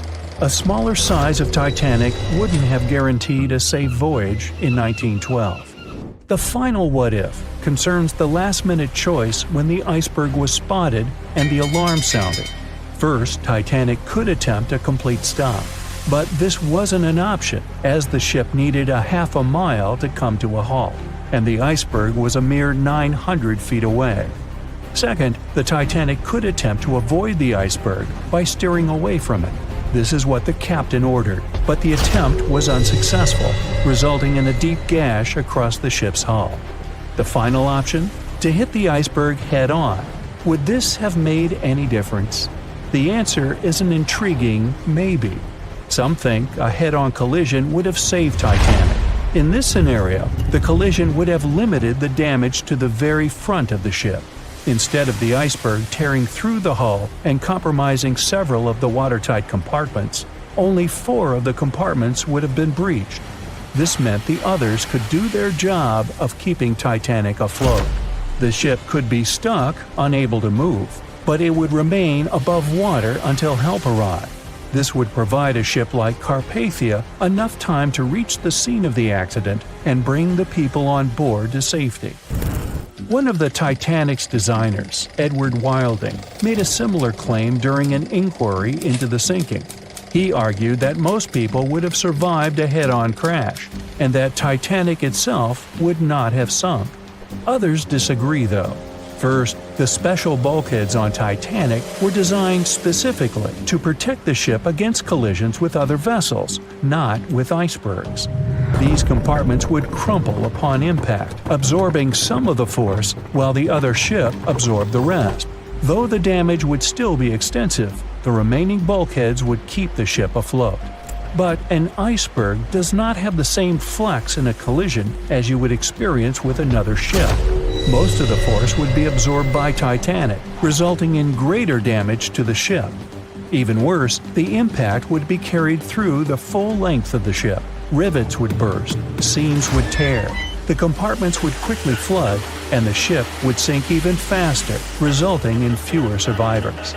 In any case, as with most what-ifs, we'll never really know the answer. As tragic as Titanic's first and last voyage was, it did result in changes that helped make venturing out to sea much safer. Findings from hearings on the disaster led to the creation of the International Ice Patrol, or ICC, in 1914, an organization that tracks icebergs in the Atlantic and Arctic Oceans to ensure vessels in the area can avoid them. In the US and Britain, ships were obligated to carry enough lifeboats to accommodate every person aboard. Regular lifeboat drills were made mandatory. And finally, the bulkheads on ships were made higher to keep water out, and bottoms were stretched to create double hulls, helping make the compartments truly waterproof. There's no denying that Titanic was a terrible tragedy, but the lessons learned from that night to remember has helped prevent many more. Titanic sank on April 14, 1912. And all of the passengers' belongings and ship's paraphernalia went down into the deep, dark waters with it. These objects patiently waited to be discovered until 1985. Titanic sank fast, and there seemed to be almost nothing left from the ship. Yet divers in small submarines managed to retrieve plenty of artifacts from the wreckage. If you wonder what those surprising items look like, hey, join me. A number of museums have collections of Titanic items rescued by divers or donated by survivors and their relatives. And some of those items are even sold at auction. So if you're ready to spend a pretty penny on an exclusive artifact, hey, why not? The first artifact on my list is a pocket watch belonging to a Titanic passenger, John Chapman. John and his wife Elizabeth were on their honeymoon. When the ship hit the iceberg, Elizabeth was offered a seat on a lifeboat next to her friend Emily Richards. There was a problem, though. Mr. Chapman couldn't enter the lifeboat. Elizabeth turned to her friend Emily and said, "Farewell. If John can't go, I won't go either." Now, that's what I call true love. After a short time, the ship went under. If we step back and return to Chapman's pocket watch, we'll notice one more heartbreaking detail. Experts believe the watch stopped around the time the ship finally submerged. Do you remember the iconic scene in the Titanic movie where the ship's band continued to play while the ship was sinking? The violin, played by the real musician, was sold in an auction for $1.7 million in 2013. They say the band played "Nearer My God to Thee" as the ocean liner sank. Since we started talking about the band, we might as well shed light on a piece of music found on the ship. It was the song "Put Your Arms Around Me, Honey." Considering the fact that paper gets ruined almost instantly when it meets with water, it's a miracle to see those documents. Another saved paper document is the lunch menu. The first-class passengers wore their beautiful dresses and enjoyed their meals without knowing that it was their last lunch. This unique item was auctioned for $122,000. Meals were offered based on class. For instance, a first-class passenger would eat roasted turkey with cranberry sauce, spring lamb, or baked haddock. In comparison, a third-class lunch consists of stuff like rice soup, fresh bread, roast beef, and brown gravy. There were also cabin biscuits, which the passengers would eat to diminish seasickness. It wasn't just the menu. A VIP ticket was also retrieved. The ticket number is still readable, 1342. Number 5 is Edwardian perfume samples. A chemist named Adolf Saalfeld stepped onto the Titanic with various perfume bottle samples. Why did he bring these samples with him?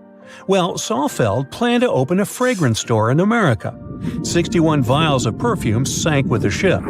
Luckily, their owner managed to survive and get there safely, but his samples sank and were only rediscovered some time ago by the divers.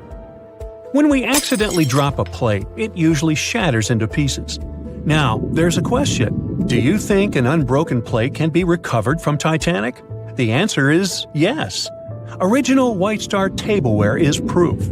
Apparently, each class of passengers didn't just get different meals, but was also served with different types of plates.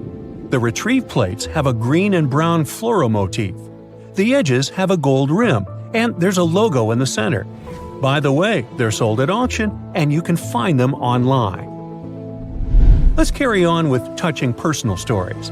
The love story of Rose and Jack that we see in the movie is fictional, but the ship surely witnessed many romantic tales. Here's a love letter to prove this. The messages tell us a story about how life was on the ship during the last few days. It was written by Kate Buss on April 10th. She mentioned how seasick she felt and other things, such as she was supposed to go to dinner in a half an hour. This letter wasn't the only letter divers took to the surface. For example, there's the letter Esther Hart wrote to her little daughter Ava. It was sold at auction for £119,000. This letter is probably the last letter written on board, since it was completed only 8 hours before the tragedy. The letter is not that damaged because it was in the pocket of Esther's husband's coat. Another letter we can mention is Dr. John Simpson's letter. Those words were the last words that he wrote to his mother. Let me introduce you to Edith Rosenbaum. She was on the ship with her lucky toy pig. Edith had been severely injured in an accident before she sailed on the big ship. The toy was a present from her mother as moral support for her recuperation process. It was actually a music box in the shape of a pig. Edith used it to calm frightened young people in the same lifeboat. The next item on the list is the scout whistle of Lillian Winifred Bentham. She was a second-class passenger. On that terrible night, Lillian was in her stateroom.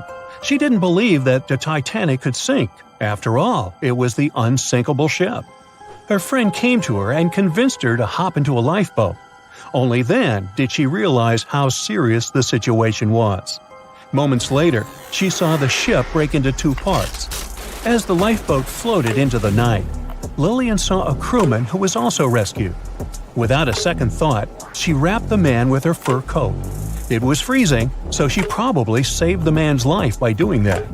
The young man wanted to thank her for her kindness, so he gave Lillian a scout whistle. It was the whistle he used throughout the night to call for help. This pair of white gloves is one of the rarest artifacts recovered from Titanic. These cotton gloves belong to a gentleman. The owner's identity is unknown.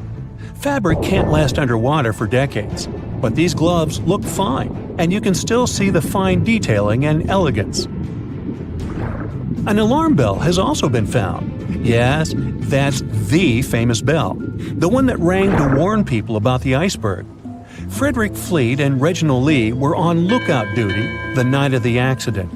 Both of them survived. Fleet was the one who saw the iceberg before the ship struck it. What's ironic is that Fleet and Lee didn't have access to binoculars.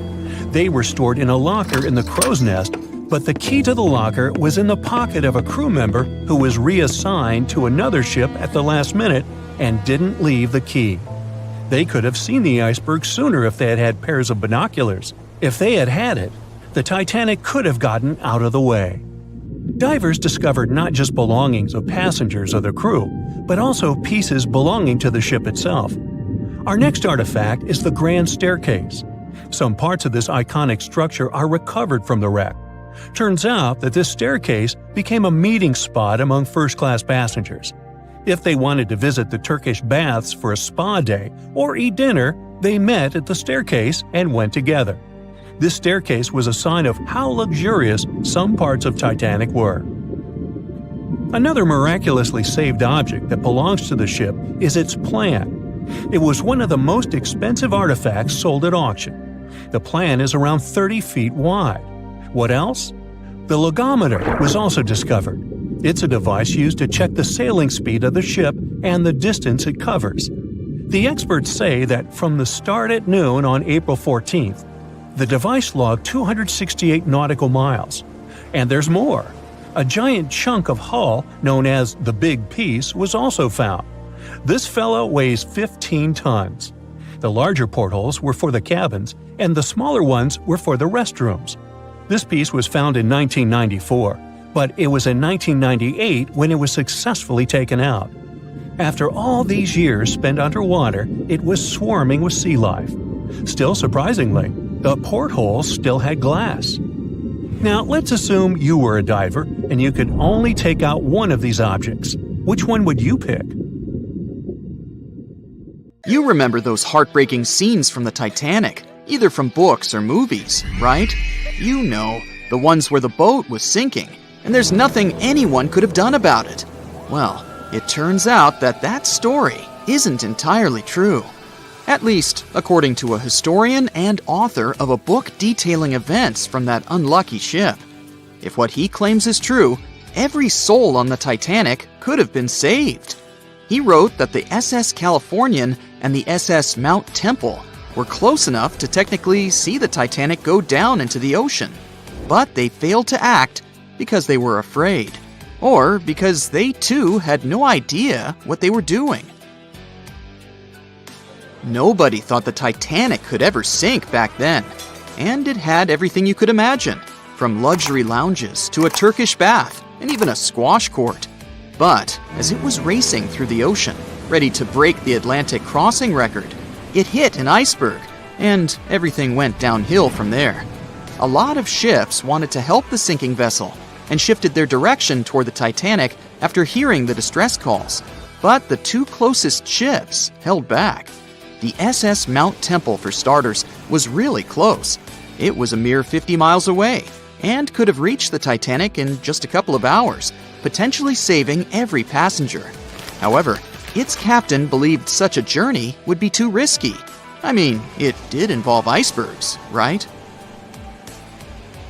There's nothing we can do about it these days, but we can use our imagination and at least save the day theoretically. Your average Joe might have had a difficult time helping people out on the Titanic, but what if we could ask for the help of superheroes? Well, for starters, it would be useful to have someone with time-traveling skills, right?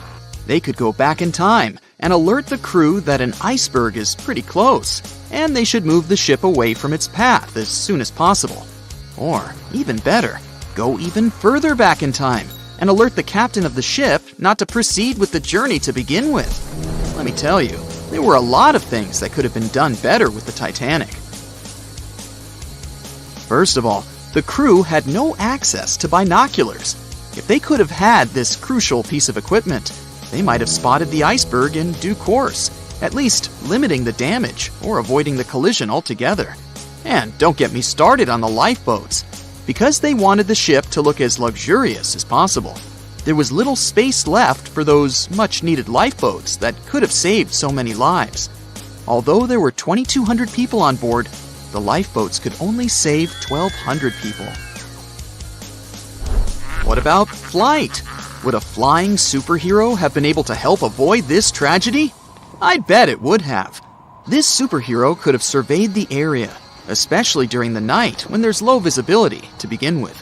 More so, the hero might have helped with alerting nearby ships faster that something went wrong with the Titanic, and that help is needed to make sure no one gets hurt. If someone on board might have been able to fly, maybe they could have airlifted a bunch of passengers to safety too. Laser vision? Now that would have been cool. A person with laser vision would have pulverized that iceberg in no time. Instead of shivering in the dark that fateful night in April 1912, people would have enjoyed a nice chilled drink on the deck the next morning, courtesy of some harmless leftover ice still hanging around on the ship. Okay. Maybe this person with laser vision wouldn't have been powerful enough to split the iceberg in half so that the Titanic could pass safely. Well, they could have at least helped open the locked room containing the binoculars, that's for sure. Someone with superhuman strength. Yeah, that might have surely helped too.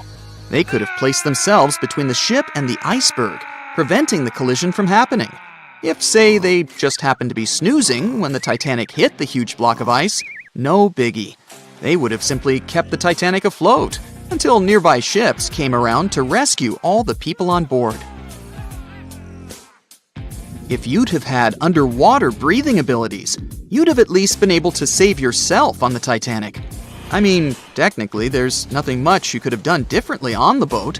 Maybe you could have saved a bunch of other passengers, but only if you were strong enough to keep them afloat, while you comfortably swam completely underwater. If a person on board had been able to control the elements, that would have been amazing. Not only would it have saved a lot, if not all, of the passengers, it would have been fascinating to watch. Such a superhero would have been able to keep water away from the Titanic's injuries after it hit the iceberg. If they were agile enough and had seen the iceberg before it hit the ship, they could have transformed the big block of ice into water with just the snap of a finger. If we look at the records from that night, everything happened very fast with the Titanic. Wouldn't it have been nice to have someone on board who could slow down time? For the sake of the story, let's also imagine this person had a finely tuned intuition. They could have sensed something was wrong by the way the air smelled, or by the reaction of the crew when the iceberg was first spotted. With a simple gesture of their hands, they would have slowed down time, almost to the point of stillness. They could have checked the records from the ship, its unusually fast speed, and could have alerted the captain to decide in time. The Titanic could have been stopped, or it could have been diverted away from the iceberg. A superhero with night vision would have been useful too. At least the superhero would have spotted the iceberg sooner than everyone else. Given that the hero could have seen a lot better in low light conditions, that hero would have probably better managed the rescue efforts that disastrous night. Invisibility? Would this superpower have saved the Titanic from sinking to the bottom of the Atlantic? I could think of a possible scenario or two. Anyone with the power to become invisible whenever they want to would have probably gone snooping around the ship. I mean, you have to remember, the Titanic had some of the most important members of society on board. It wasn't just any regular boat. It was probably buzzing with the latest gossip. In between all that mundane information, this superhero could have overheard the captain saying they were going faster than they should have, or that there weren't enough lifeboats to save everyone in case there was a major problem. Who knows what this curious superhero might have done with all this information? Some sort of sorcerer would have saved the Titanic if they were on board, I'm sure. There has to be some sort of magic spell in a book out there that's useful for sinking ships, right? Maybe one that could have helped weld the metal back together after it got hit by the iceberg. Or maybe one that could have airlifted the entire vessel to safety after it got hit. How about a spell that would have transformed the Titanic into a submarine, creating a protective layer around it so it could comfortably move under the sea? That surely would have been cool, and would have offered passengers a truly unique experience. The ability to speak to animals, or fish, would have certainly been useful too.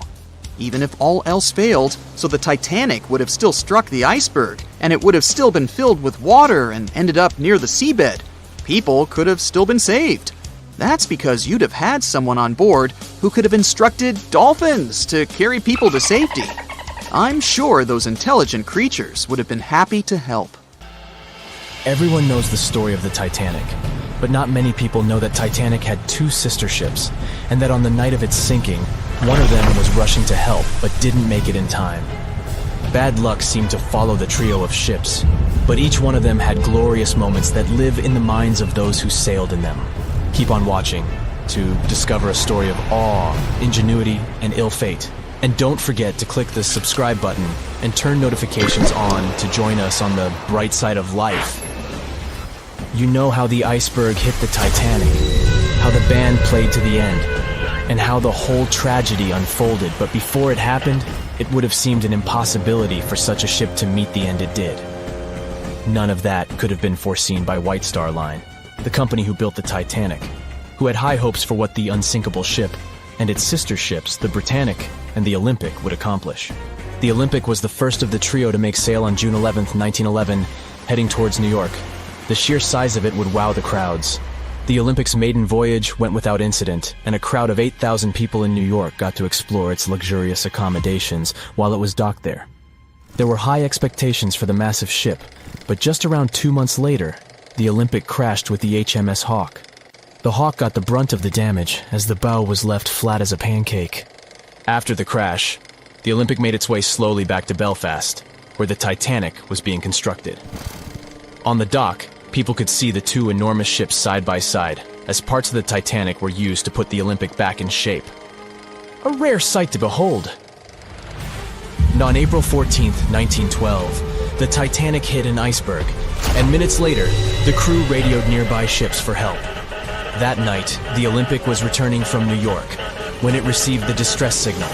The ship turned around and rushed at full speed towards the Titanic, but they were so far away that they would have arrived next night. At some point during the early hours of April 15, 1912, the crew of the Olympic decided they wouldn't make it in time and stopped course. The survivors of the Titanic were eventually rescued by the Carpathia. Olympic was set up with lifeboats for all crew and passengers after the Titanic sank. It went from having 20 lifeboats to 64. Changes were also made to the watertight bulkheads, and an extra hull to construct a type of double hull was installed. It was determined that a double hull would have kept the Titanic from sinking. For several years, Olympic was used in the war effort against Germany. Throughout the years, Olympic carried over 200,000 passengers, which included thousands of Americans fleeing from Europe and troops battling during World War I. One of the most significant moments for this ship was when it struck a German submarine and sank it. It was discovered that the submarine was preparing to fire a torpedo on the Olympic before Olympic rammed it. The Olympic ended up sailing the seas for 3 decades, which earned her the nickname of the Old Reliable, despite some previous accidents. It went on to help the survivors on the HMS Audacious when it was sinking, and do what it couldn't for its sister, Titanic. Eventually, bad luck caught up with the Olympic. The ship crashed with the Nantucket Lightship, and the crash signaled the beginning of the end. Beaten up, and after years of service, the Olympic was demolished and scrapped for parts.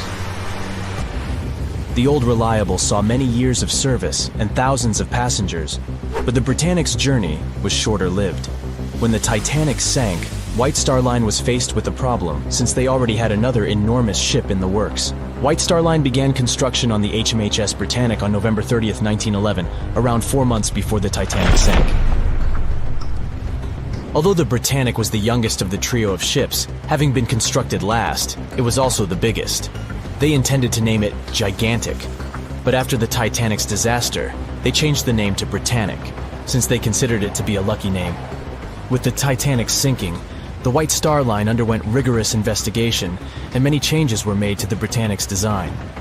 The Britannic looked very similar to the Titanic, and it had what was at the time the largest marine turbine in the world, able to reach faster speeds than the Olympic. With Titanic's fate fresh in their minds, everything possible was done to ensure the safety of this newer ship.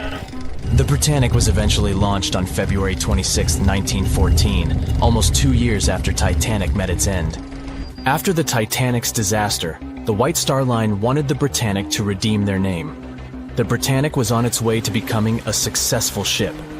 It transported passengers for over a year and a half when the British government requisitioned it and turned it into a hospital ship during the beginning of World War I. The ship became an even more impressive sight to look at. It was painted all white, with enormous red crosses on its side to indicate it was a hospital ship. One of the ship's surgeons, Dr. J.T.H. Beaumont, thought of it as the most wonderful hospital ship that ever sailed the seas. It could treat as many as 3,309 patients at once. This is how the Britannic became His Majesty's Hospital Ship, or HMHS Britannic. Though the sight of this magnificent ship must have put a smile on a wounded soldier's face or two, the Britannic didn't operate for long. Just a year after it was turned into a hospital ship, the Britannic was making its way through the Aegean Sea to pick up wounded soldiers, when it was struck by a loud explosion. The passengers didn't know what had happened, but headed to the deck to disembark. It is unclear what hit the Britannic, but the general consensus is that it was struck by a mine left by a German U-boat, though some still believe a torpedo hit it. The captain tried to move the ship to a beach close by, but the ship was sinking fast. In the desperation, against the captain's orders, several crew members launched lifeboats and disembarked. But since the ship was moving and the propellers working, the lifeboats were sucked and destroyed by the propellers. Though so much effort had gone in to ensure the Britannic was safer than the Titanic, whatever explosion occurred left the Britannic in the same dire condition as the Titanic in just 10 minutes. In a cruel twist of fate, it also sank in the ocean.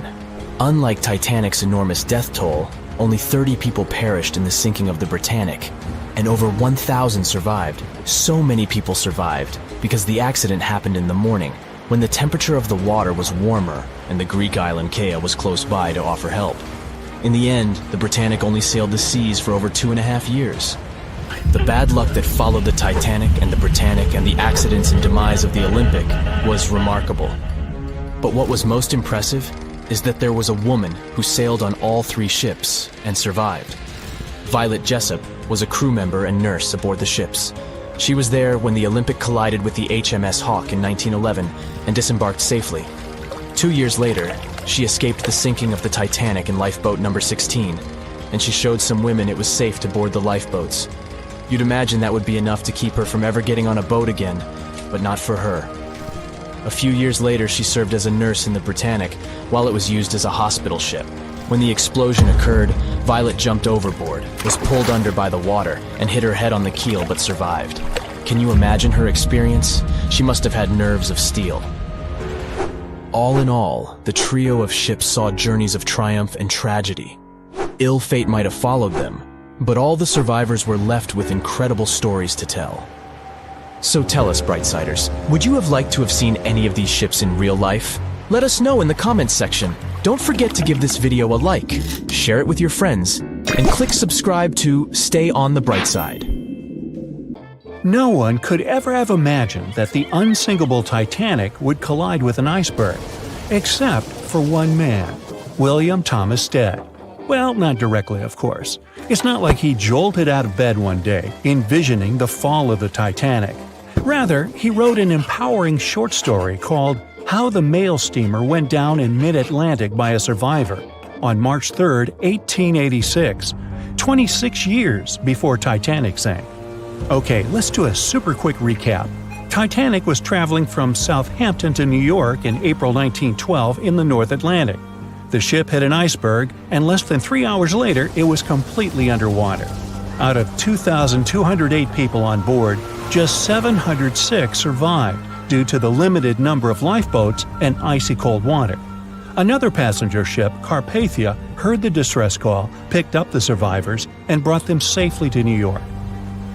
The short story William Stead wrote was about Thomas, a British sailor, who got on a passenger liner bound for the U.S. At one point, the protagonist realized there weren't enough lifeboats for everyone on board the ship in case something happened. A couple of days later, heavy fog covered everything in sight. Luck was not on the liner's side, and it collided with a stray ship, just like Titanic struck an iceberg.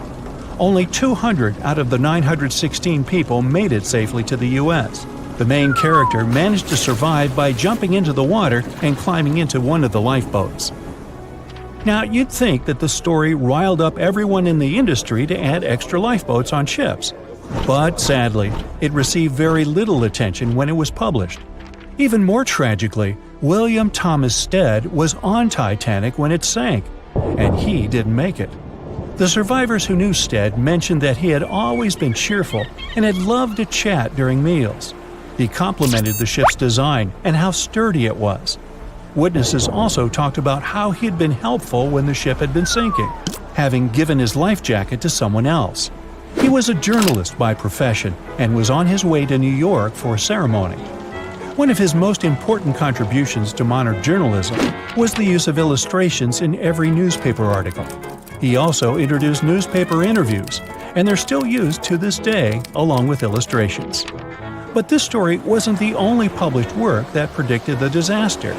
Morgan Robertson was an author and former ship captain who wrote short stories and novels.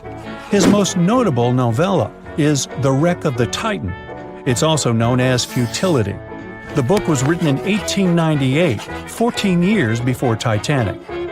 It was a fictional story about the Titan, an ocean liner similar to Titanic, which was crossing the North Atlantic. It's also a coincidence that Titan was just as fast as Titanic and shared many other similarities, like size and design. The book described it as unsinkable and the largest ship to hit the ocean at the time. That's what they said about Titanic, too. Another eerie similarity was the limited number of lifeboats it had. The story took place in April, and that's when Titanic set off on its journey and hit the iceberg. The Titan story also mentioned that barely anyone had survived that horrible accident. Unlike Stead's story, the protagonist of Robertson took a different path. The Titan sinking happened somewhere halfway through the book, so after the accident, the main character went on with his life. The book was brought back into the spotlight after the Titanic disaster. How could someone describe the events that took place almost a decade later so accurately? Many started to believe Robertson could see the future. But the reality was that Robertson knew his way around a ship. It was easy for him to write down the nitty-gritty of things without doing more research. Realistically, one of the biggest threats for ships at that time was hitting an iceberg or colliding with other ships. The next story sounds somewhat mysterious. Once, Alex Mackenzie heard a voice that warned him not to board Titanic. But when he turned around, there was nobody there. As he continued walking, the voice spoke to him again, but this time it was louder and more distinct. He took the warning seriously and decided to cancel the trip and go back to Glasgow, Scotland, his hometown. His grandparents weren't too happy to find him back home instead of on Titanic. After all, the ticket was very expensive. That disappointment very soon disappeared when they heard that the ship had struck an iceberg. John Coffey was a member of the crew of Titanic, but he decided to ditch the ride when the ship stopped at his hometown in Queenstown, Ireland. His inner voice told him to get off the liner, and he did. He was only 23 at the time, and for someone his age, it could be a major career boost and an opportunity to grow. Despite the horrible tragedy, the guy signed to work with the RMS Mauritania just months after the Titanic sinking. Talk about commitment. Some added info was revealed about what may have contributed to the fall of Titanic. The constructors insisted that the ship was unsinkable, but many people later theorized that the vessel's steel plates had been too frail for the freezing Atlantic water. It may have caused the rivets to pop, allowing ocean water to seep inside. Another theory is that there may have been a fire in the hull of the Titanic that had been raging for 3 weeks before the voyage. The fire softened the steel, allowing the iceberg to cut through it like a hot knife through butter. Some pictures before the ship set off on its journey show black marks on the hull, which could have been caused by fire. Either way, the iceberg would have caused significant damage in any case, no matter if there was a fire or not. Some people also blame those who designed the Titanic. The ship was built with large joints at the bottom, which probably snapped easily during the collision. Of course, these are all theories, but we know for a fact that the iceberg was the main character of this drama, and that the works of Stead and Robertson should have been taken seriously. Either way, this should be a lesson for the future, helping to prevent similar tragic accidents. By the way, ocean liners and passenger ships wouldn't exist if it hadn't been for Thomas Newcomen. In 1712, he invented a steam engine that was so strong it could produce enough energy to power a ship. And a century later, in 1819, the first steamship traveled across the Atlantic Ocean to Liverpool, UK. It only took the vessel 29 days to cross the ocean. The passenger ship industry boomed in the early 1900s when it became easier for people to move to America or go on holidays. As decades rolled by, the use of aircraft stole the spotlight from passenger ships since planes were faster and more efficient. Nowadays, it's quite rare for a passenger ship to collide with anything in open water. Modern technologies can detect anything that can pose a threat and even predict stormy weather. Cruise ships these days are giants compared to the vessels of Titanic's era. Modern ships can carry almost twice the number of passengers and have amenities folks back then could only dream of. Most cruise ships these days have several restaurants to choose from, multiple swimming pools, and game rooms to catch a break. If you're in the mood for some fun, you can watch live performances. Don't forget about the helicopter pad, because why not? Don't worry if you start feeling unwell. The in-house doctors are always there to help any passenger in need. And these ships are only going to get bigger. Putting Titanic and a modern cruise ship side by side is like comparing a corgi to a Doberman. Back then, Titanic was the biggest and most cutting-edge vessel anyone could dream of. So, who knows what the future of cruise ships can hold? We might even have entire cities floating around. That would be a really big boat. When the Titanic began its fateful voyage, it weighed about 52,000 tons. Now, how did they even get it into the water in the first place? Step 1. Find tons of soap and natural fat. Step 2. Dump it all over the ramp in front of the Titanic like a monster slip and slide. They even put grease all over the outside of the ship to make sure it didn't get scratched, dented, or even rip open. Just like that, the Titanic plopped softly into the water, and the workers and owners breathed a sigh of relief. At least that part went well. When they built the Aswan Dam in Egypt, they needed to clear out a huge area for the new artificial lake. Almost 100,000 people had to move out of their homes. That was the easy part. Engineers now had to try to move 2 huge ancient Egyptian temples, or they'd be lost underwater forever. The answer? Thousands of engineers and builders. The temples were built into a mountain, so first they had to detach it using bulldozers and jackhammers. Then they had to take it all apart like a humongous Lego project. Statues, roofs, walls, sculptures, pretty sweet Lego set. Then they cut the temples into bite-sized bits, over 1,000 of them. Each one weighed the same as 3 elephants. So where did they put it all back together? On the same mountain, just 200 feet higher. It took 5 years and about $300 million in today's money. I think even the pharaohs would have been impressed. Now, say you're thirsty, so you grab a glass of water. But where does that water come from? In Saudi Arabia, it comes from salt water. You just need to get the salt out, no biggie. That calls for an evaporator. Saudi Arabia's machine brings fresh water to 300,000 people. Not bad for so much desert. The evaporator weighs 5,000 tons, and it's pretty big, like 10 basketball courts big. They hired a special ship to bring it from Vietnam to Saudi Arabia, but even that was too small. After making the ship a little bigger and making a successful cross-continent journey, the evaporator finally touched down in the Middle East. Then it was easy. Just grab 30 tractor trailers and pull. Pretty impressive, but the largest thing ever moved on Earth is way bigger. Enter the Norwegian Troll gas production platform. It weighs more than the Titanic and is way taller than the Empire State Building. But the engineers weren't scared, even though they had to drag the thing 120 miles from shore. They hooked up 10 powerful boats and pulled it along for a week. That thing cost $1 billion to make, so they had to be careful. The boats were actually pulling it in all directions to keep it steady, then slowly making their way out to sea.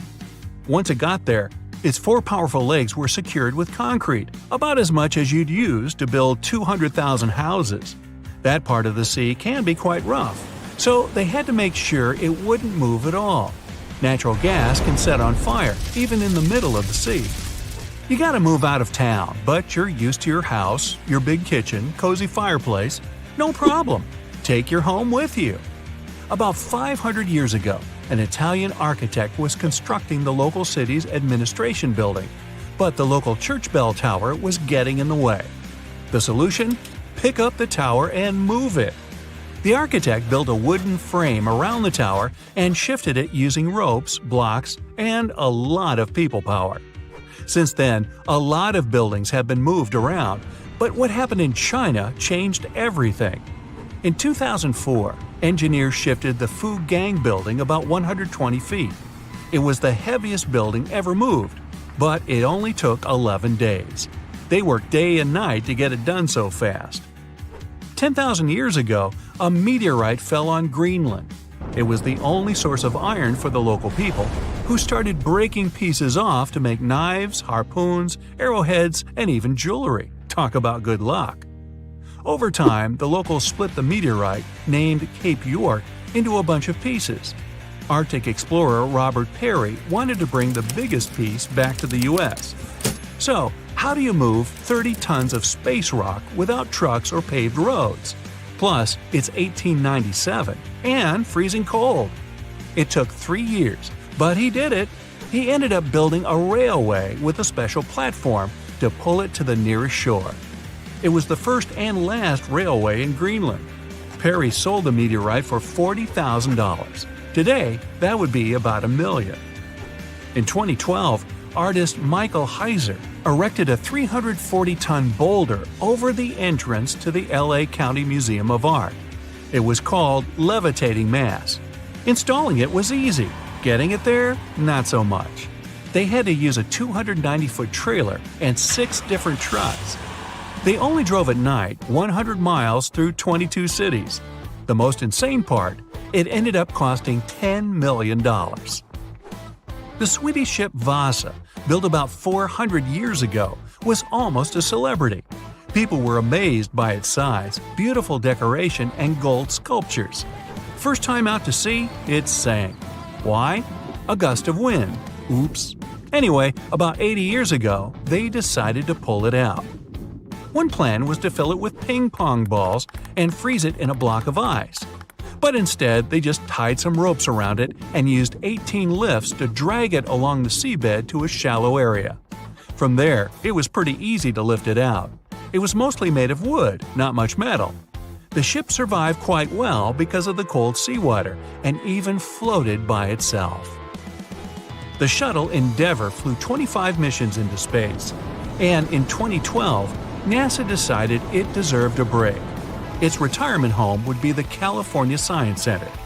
The massive shuttle was loaded onto trailers and driven through LA at the amazing speed of 2 miles per hour. It was the first and probably last time that a spaceship would drive through a big city. They had to clear a pretty big path and ended up chopping down a lot of pesky things like lampposts, traffic lights, power lines, even over 400 trees. But don't worry, they raised a lot of money from the whole thing, enough to plant over 800 new trees. The Statue of Liberty wasn't built in the USA. It was built in France. After 9 years of hard work and a serious amount of copper and iron, she was ready to be given to the United States as a token of friendship. Sending it by mail would take way too much bubble wrap, so they decided to ship it instead. The statue was cut into 350 pieces, loaded into crates, and shipped over to New York. It took them 4 months to assemble all the pieces back together. Talk about Humpty Dumpty. Meet Bagger 288, a self-propelled excavator and the largest land transport on the planet. This beast can shift thousands of cars worth of dirt a day. It finished work in one quarry and had to move on to another. Taking it apart, shipping it, and putting it back together would have been ridiculous. So it just drove over there. It took 3 weeks and only moved at half a mile per hour. To stop it from wrecking everything it drove over, engineers walked ahead, planting grass and covering roads with gravel and dirt. Now, you're walking down the street in France, see a couple of cafes, maybe a nice bakery, and the world's largest gas turbine, named Harriet. Harriet's job? Keep the lights on in over 700,000 French homes. This mammoth turbine weighs as much as 2 jumbo jets and had to travel through France, Germany, Belgium, and the Netherlands. Hey, let's go Dutch! The Great Pyramid of Giza in Egypt is made up of more than 2 million huge blocks of stone. No trailers, no tractors, just some good old-fashioned muscle power. Each block weighs more than 2.5 tons. That's like 30 of me. These guys didn't even have strong metals like iron or steel. They mostly used pieces of wood and stone hammers. The year was 1854, and the SS Arctic, the fastest passenger liner of its time, set out to cross the Atlantic. As it sailed through the misty veil, it slowly disappeared into the unknown. The Collins Line, an American shipping company, was started in 1818 and only began seriously trading in the transatlantic by 1835. Its steamships crossed the Atlantic from Liverpool to New York within just 10 days. Doesn't sound like a great speed today, I know, but back then, the same thing took other ships several weeks. Light on the water with their wooden hulls, powering through with a strong steam engine, those steamships were the favorite choice for many high-profile people. What could go wrong with such an advanced ship, they thought. This reminds me of some other ship everyone believed to be unsinkable. But anyway, back to the Collins Line. It grew to be a serious contender on transatlantic routes, with only one other competitor, the Cunard's Line.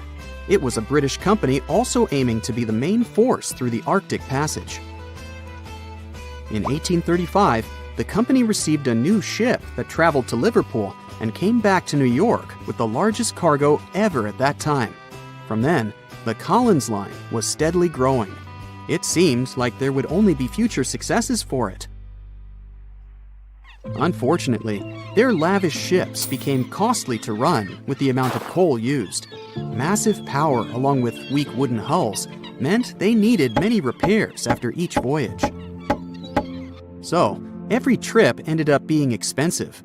But since the ships were safe and had a great reputation, people were willing to pay the price, and the company was definitely not in crisis. They had achieved something no one had managed to do before them.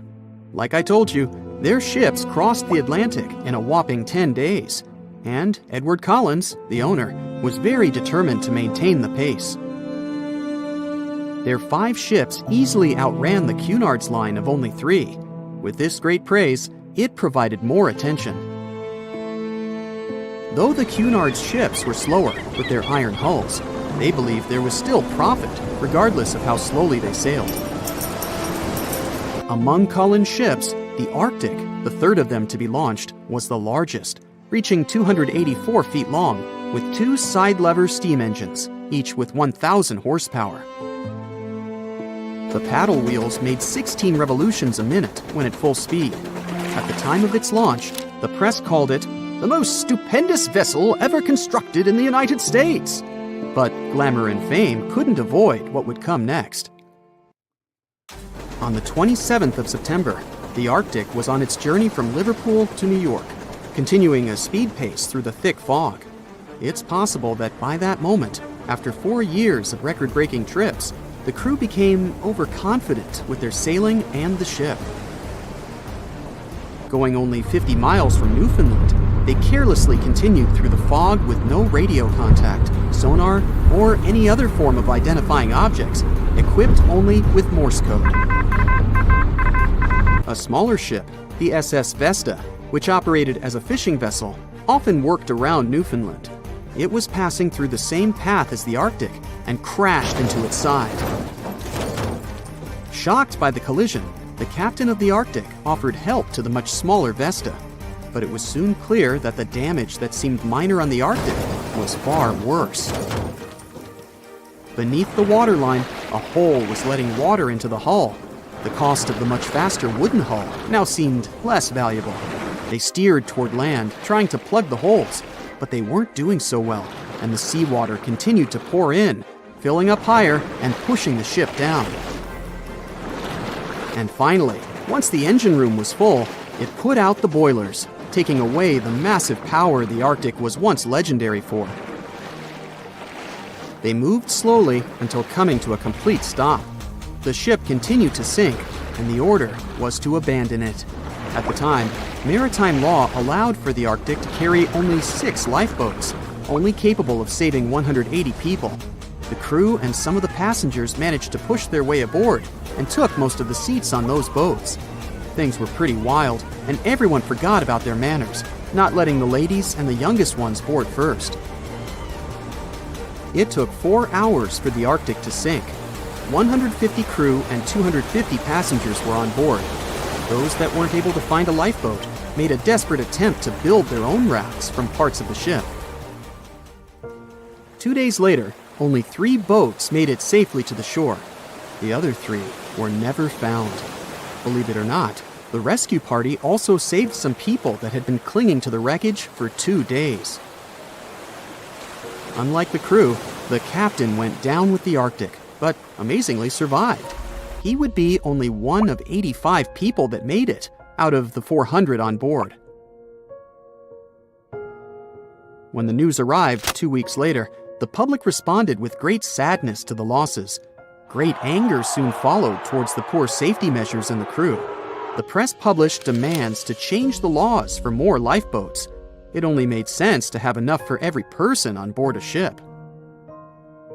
But they ignored those requests. This neglect would lead to more disasters in the future. Enough lifeboats would only come into maritime law some 60 years later, after the disaster of the Titanic. Edward Cullen's wife and 2 children were also aboard the ship and didn't return. He was heartbroken, but didn't stop running his business.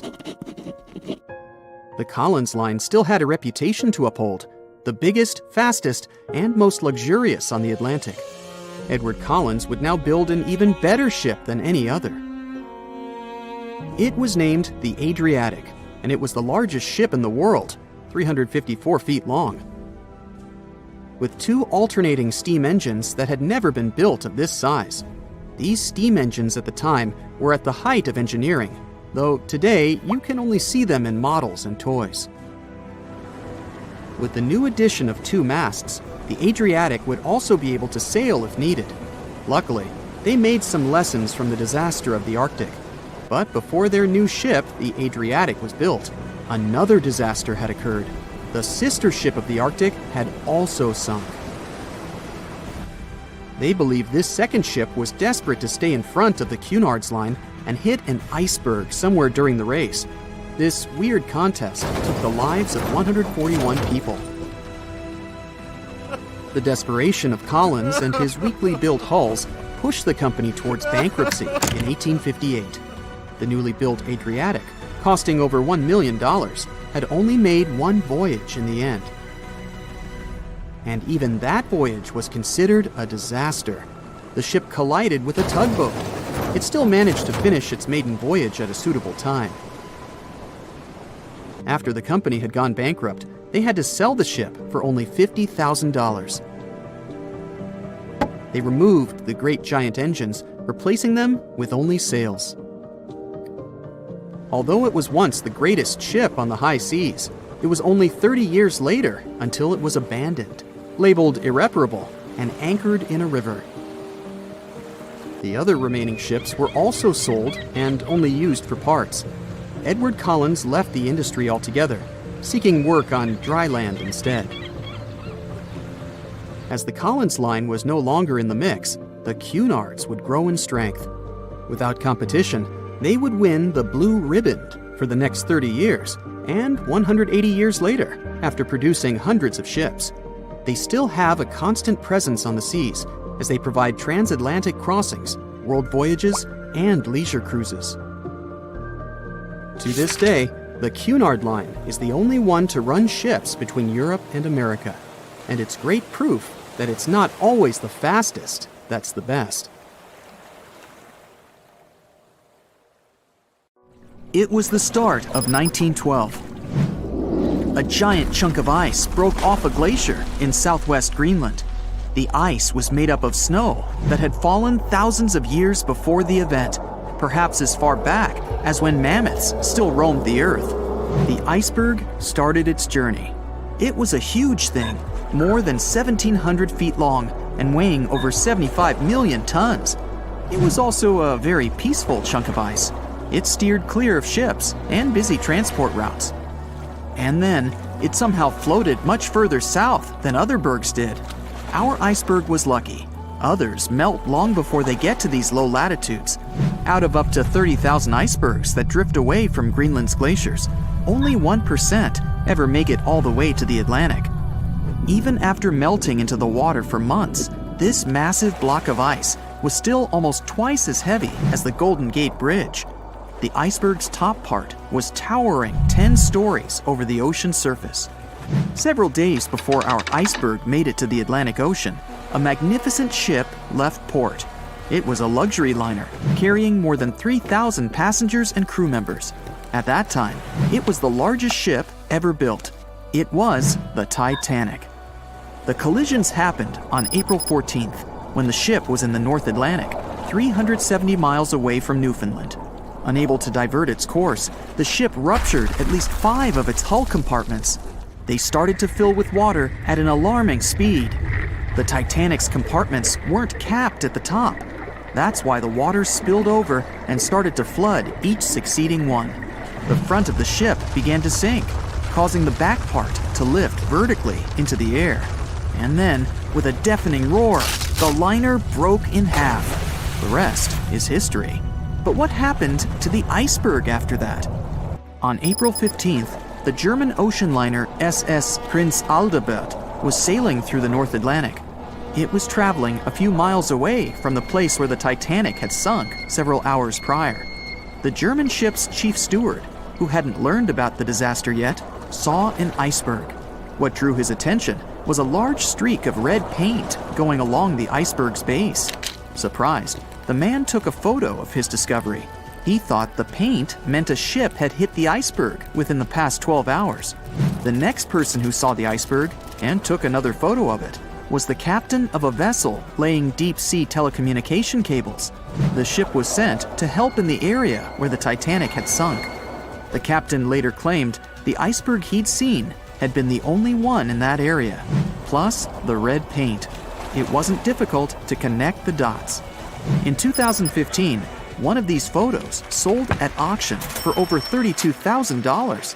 And still, experts are unsure whether the image really shows the infamous block of ice. It might be a simple iceberg that had been floating nearby at that time. The great unsinkable ship was gone, sunken to the bottom of the North Atlantic, where it remains to this day. But the iceberg continued on its way, perplexing a few witnesses and slowly melting into the surrounding water. It would vanish completely before the end of the year. Have you ever wondered how much of the Titanic is left these days? Now, if you haven't been living under a rock, you probably know that it's been over 100 years since the world's most famous ship turned into a wreck. The RMS Titanic, the world's largest sea liner from the beginning of the 1900s, sank during its maiden voyage, just a few days after leaving port. The ship struck an iceberg on April 14, 1912, taking down over 1,500 passengers of more than 2,200 who were on board the liner at that time. As shocking as this may sound, the Titanic took over 3 years to be built and only 3 hours to sink. And if it were today, the ship would have cost over $210 million to be made. It was last seen on the surface of the Atlantic at 2:20 a.m., and for many decades, that was the last time people saw it.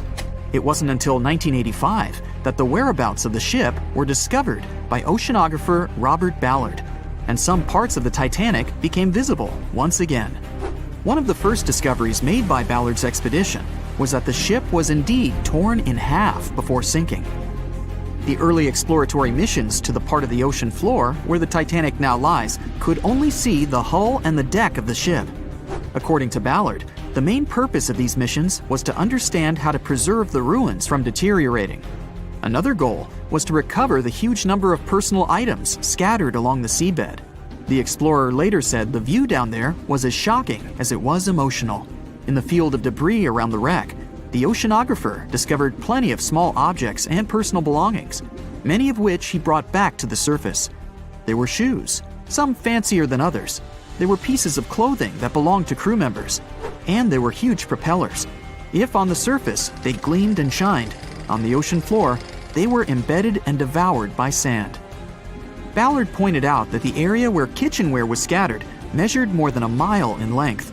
There were enough plates, pots, and pans to fill up an entire industrial kitchen. For the first time ever, 3D animation footage reveals exciting images. The simulations show the Titanic's evolution from when she first set sail in 1912 until the state of her ruins today. But simulations weren't enough for deep-sea explorer James Cameron, who envisioned traveling to the heart of the wreck for the first time ever in the history of the ship. Yep, the same James Cameron who happens to be the director of a very famous movie about the ship. He has now dived 33 times to visit the wreck of the Titanic. Here's some fun trivia for you. The director says that his true passion has always been the ocean, and that ever since he was a kid, he wanted to study the sea. Directing, let's say, just happened to be his day job. And when the possibility of directing Titanic appeared, he said yes, just so that he could go and check out the ruins of the ship in real life. Now back to the wreck. According to James Cameron, it wasn't enough for researchers to access only the exterior of the ship. They needed to go inside, analyze and photograph what was left of the pompous interiors of the world's once biggest sea liner. Cameron piloted an innovative robot vehicle equipped with cameras. It helped the man to reveal spaces in the Titanic that no one had ever seen before since the ship touched the bottom.